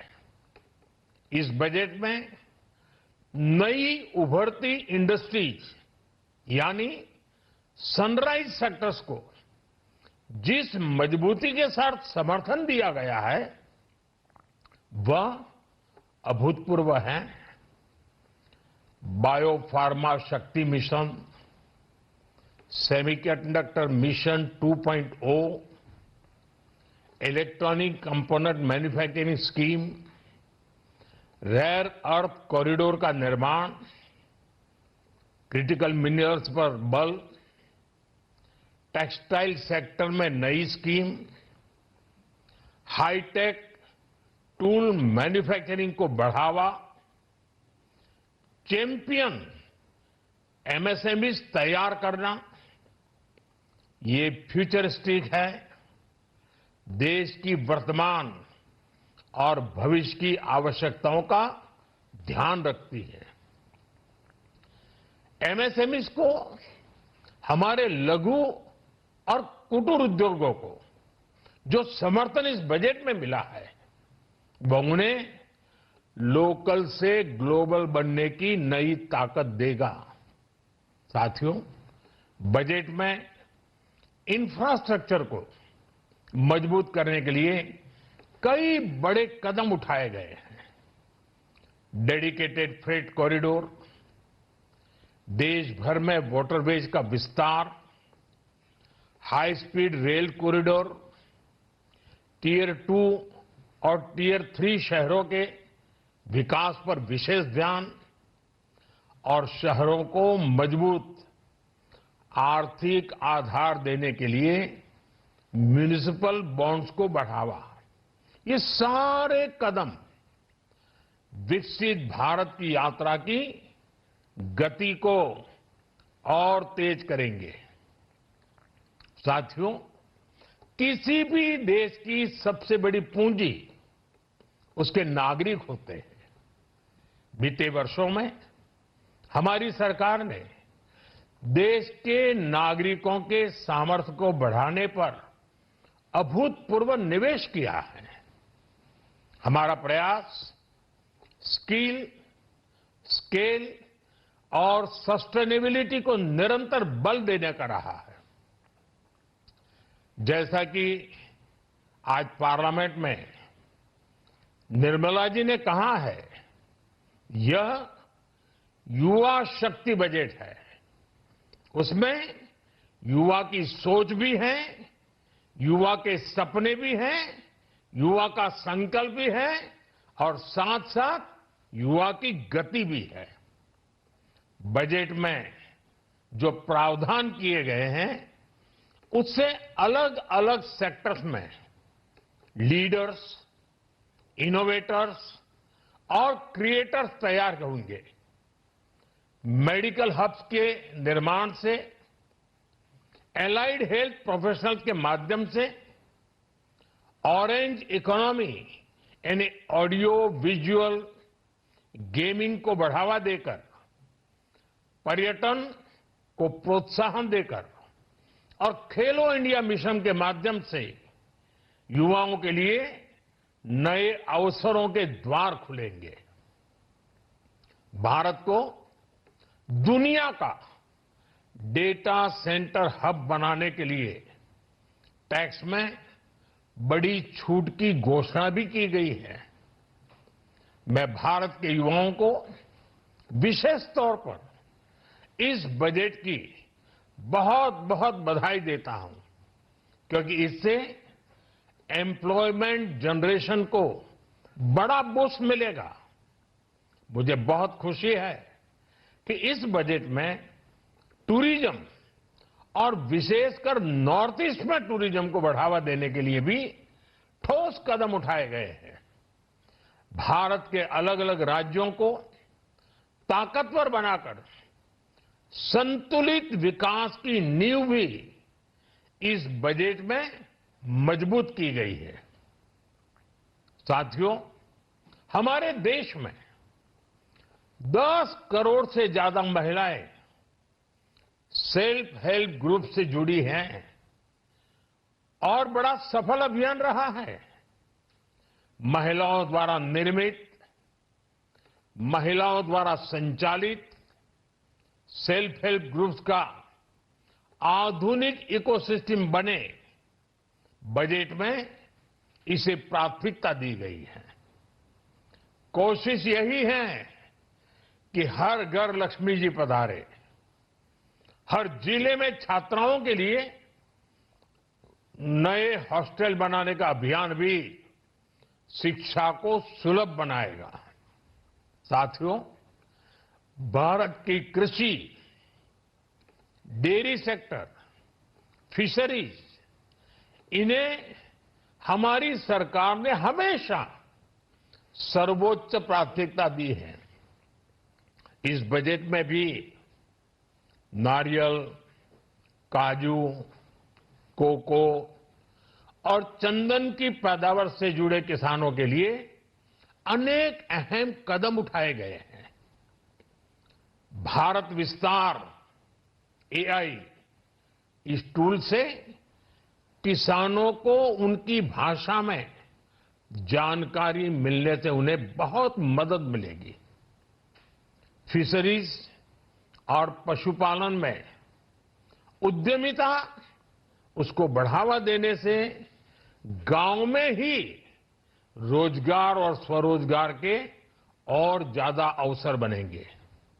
साथियों, ये बजट एम्बिशियस भी है और ये बजट देश की एस्पिरेशन को भी एड्रेस करता है।